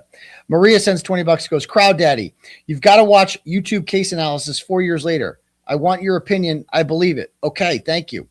Romy, who I met the other day, sends $50 and goes, Bradle's comment on Ted Daniels' tweet was pure gold. Yes. He's like, hey, Ted, if you need a lawyer, if you get arrested for knocking on someone's door, let me know. I got you. It's pretty funny. But it's, also tragic. Megan sends $20 and goes, hey, Daddy, Nurse Kim made a really good point tonight. Jen McCabe and crew was so intimidated by you that you couldn't be in the courtroom for the testimony during the retrial. That's a great point, because I was also banned for that. You're right. Operation Stakeout happened shortly before the trial, so if Jen wasn't intimidated during Operation Stakeout, how could she be intimidated by you during the trial? Great point. Yesterday, the judge stated the witness intimidation doesn't last forever, but this is proof that Jen tried to use her witness intimidation during 2024 when she clearly wasn't intimidated. She was a stalker. That is such a great point. Love you, Daddy, from Cincinnati. Love my Cincinnati Turtle Riders. Always have your back all days. That is such a good point. And that's why I'm so glad we got Nurse Kim in the divorce, because she comes up with thoughts like that. BLT can't do that. He can't come. Mike Crawford can't do that. That is a cool, original thought. And it's such a good fucking point, because she claimed she was intimidated in May, but she wasn't. So Belazos, thank you. Such a good point. Thank you. Z sends $5, goes, remember when your Canton cover-up 467 is picture proof of Jen McCabe stalking you with Carrie Lama. You publicly stated you were visiting the standouts. That's a great point. Also, YouTube, Alex REWN shows Morrissey was emailing your articles in 2022 before you covered Karen's case. I did a whole show on that, actually. Everyone wanted you on their team. He loved my stories back then. You're so set. You're so right. David sends $10, goes, hi, Turtleboy. Curious, what is your IQ? Can you share? You seem intelligent and your parents seem accomplished. I have no idea. Never got tested. Thank you. VP sends $5 and goes, sup, Turtle, but thank you for the compliment. I'm sorry to say this. I think what's right is for your case to be dismissed entirely. I agree. But your trial might be the most entertaining thing ever if it happens. You're goddamn right. I think Betterow should open his questioning of Jen McCabe with, so you're just a normal mom, right? I love that. Nothing after that is going to seem normal to any jury. For your sake, I hope this trial doesn't happen, but selfishly, I want to see it. It's going to be pure cinema. Thank you, VP. Steve Culley sends $40 and goes, this is your one-legged turtle rider. My dad's an attorney. We watched the hearing together. He was in shock that the judge cut off Betterow constantly, and Cos spoke freely. Dad couldn't believe he even has his law license. You are the best around and will always support the cause. The reason I have a podcast career is because of you. Your passion, desire, dedication, and grit is what you are, an inspiration to me and so many more. Stay strong. We all believe in you. Congrats on the house. You're the man, Steve. I love you, man. God bless you, dude. You're always so optimistic. Nicholas sends $25, goes, when the judge said strong dismissal motion, he was actually referring to Cosgrove's either real or imagined future dismissal motion against LG. I'm pretty sure, at least. Best of luck to you. The guy seems like a wolf. I mean, that's what the antis are saying, but I don't know how you can say that. Makes no sense to me, because how can you say that an imaginary, non-existent motion to dismiss is like very, very good, very strong? How would he know? You know? The Albert Family Rock sends $5 and goes, for all the discussion about Cosgrove, I hadn't heard about his triple dipping on the taxpayers until this week. That was infuriating. I mean, what's his name? Howie. Back when Howie, you guys notice that Howie just stopped this too? Howie had such an interest in this for a long time. He has just stopped. He has, apparently the gravy train is run. I don't know what's going on, Howie, but we don't need Howie. Fuck it. Howie needed me. Let's be honest. On his show, he asked for me to come on every day at 4:33. I didn't ask. He wanted me on because he needed me. Go ahead. Have Crawford on there. Have your, you said some nice things about Trump. I'm sure your followers will love that. Go ahead. Do that. Good luck, Howie. Thanks. So, yeah, do what you got to do. I don't give a shit. Howie was lucky to have me on his show. That's it. So if you don't want me on, I don't give a fuck. Don't talk about my case. It means nothing to me. There we go. Next, Stacy sends $5 and goes, it bothered me when the judge was correcting Betterow on how we do things in mass regarding Mark's filings. How is it that Bradel didn't notice and advise Betterow before this? I don't give a fuck. Who cares about that? Thanks. Angie sends $5, goes, hey, Aidan, I'm glad you're going over the hearing from yesterday. I think that concerned me the most about everything was that Cosgrove said at the end about the protective orders being violated and impounded that were released. Can you give us some normies, any idea of what you and your teams is about the whole situation that someone you used to trust has caused, please? No, we're not going to get into that, but I've addressed it earlier. So thank you very much, Angie. Samantha Benigno, nice to see you, girl. Sends $100 and goes, we will never stop until we see justice for you and Officer John O'Keefe. All the love. Thank you, girl. You're the best. Emily O sends $5 and goes, Michael Morrissey can't elect another special prosecutor to cross Lindsey because he also has a conflict of interest after she threatened to sue him. True. So who would pick this very special prosecutor? Very good question. The case needs to go. The monster is a mess. Just keep growing if they keep fighting. I mean, that's the thing about it. It's like, bro, this is your way out. This is your way out.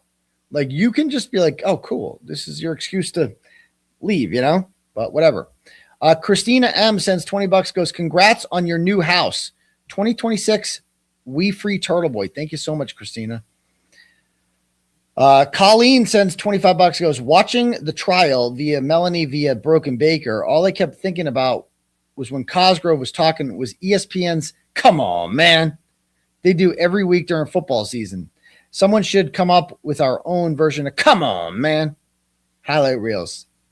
Free Turtleboy. Thank you very much. Yeah, I agree with you on that one, Colleen. Thanks. See if we have any more. No, we're good. No more turtle chats. We're good. Let me see if we had any cash apps. Okay, because it's late, bro. It's 1 a.m. Holy fuck shit. All right. Kay sends $20, goes, good luck, Aidan. You deserve the best. Thank you so much, Kay. You're the best. Marianne sends $20, goes, good luck with that Middlesex case. I don't have one, and neither does Cosgrove. Thanks. And that's it. So, all right, cool. I think we're good. The Karen Reed post auction has been postponed. So there you go.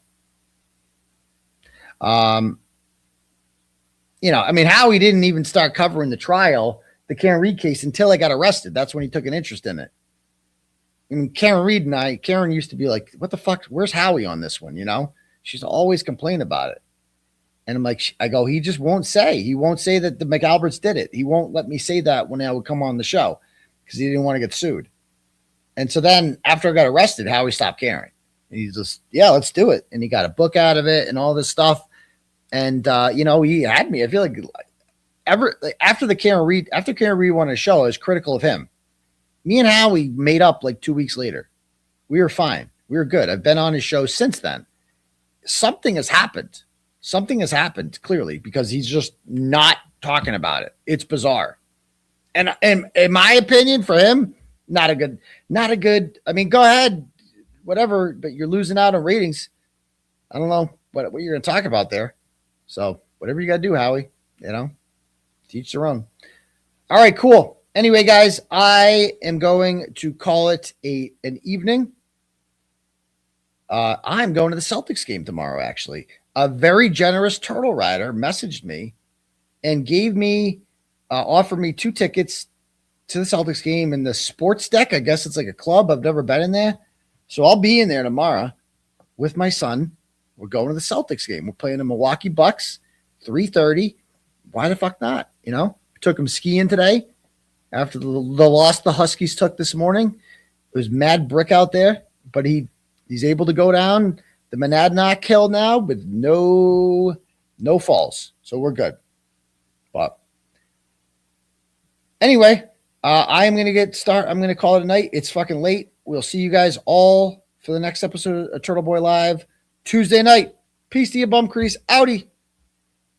Brush your Top down, riding down Main, it's a clear night, screens glowing blue, got the facts in my headlights, Commonwealth tripping, but the truth stay calm. Morrissey and Lally, I'ma read them like Psalms. KP throwing shade from a broke down porch, but the files in my lap like a flame to a torch. I don't raise my voice, I just let the game speak. Steady with the grind while the crooked run weak. We just riding slow, gliding, paper stacking in the breeze. Turn the system up, let the whole town see. No mask on my face, no fear in my lane. I'ma shine that light on the ones bringing shame. From the courtrooms down to the city blocks. They can't hide from the truth, cause the truth don't stop. We just ride a slow grind. Midnight oil burning, pen hit the pad slow. Every word cut clean like the rims on the 6-4. From Boston to Brockton, the whispers all hum. Turtle boys riding in the reckoning gon' come. Lally in the back room, more Morrissey on the phone, trying to twist the narrative, but they can't postpone. I'm just sipping on the facts while the city play pretend. True, got no curfew, I'ma run it to the end. See, this ain't about fame, this about that long game. You can duck, you can weave, but the truth still call your name. We just riding slow, gliding paper, stacking in debris. Turn the system up.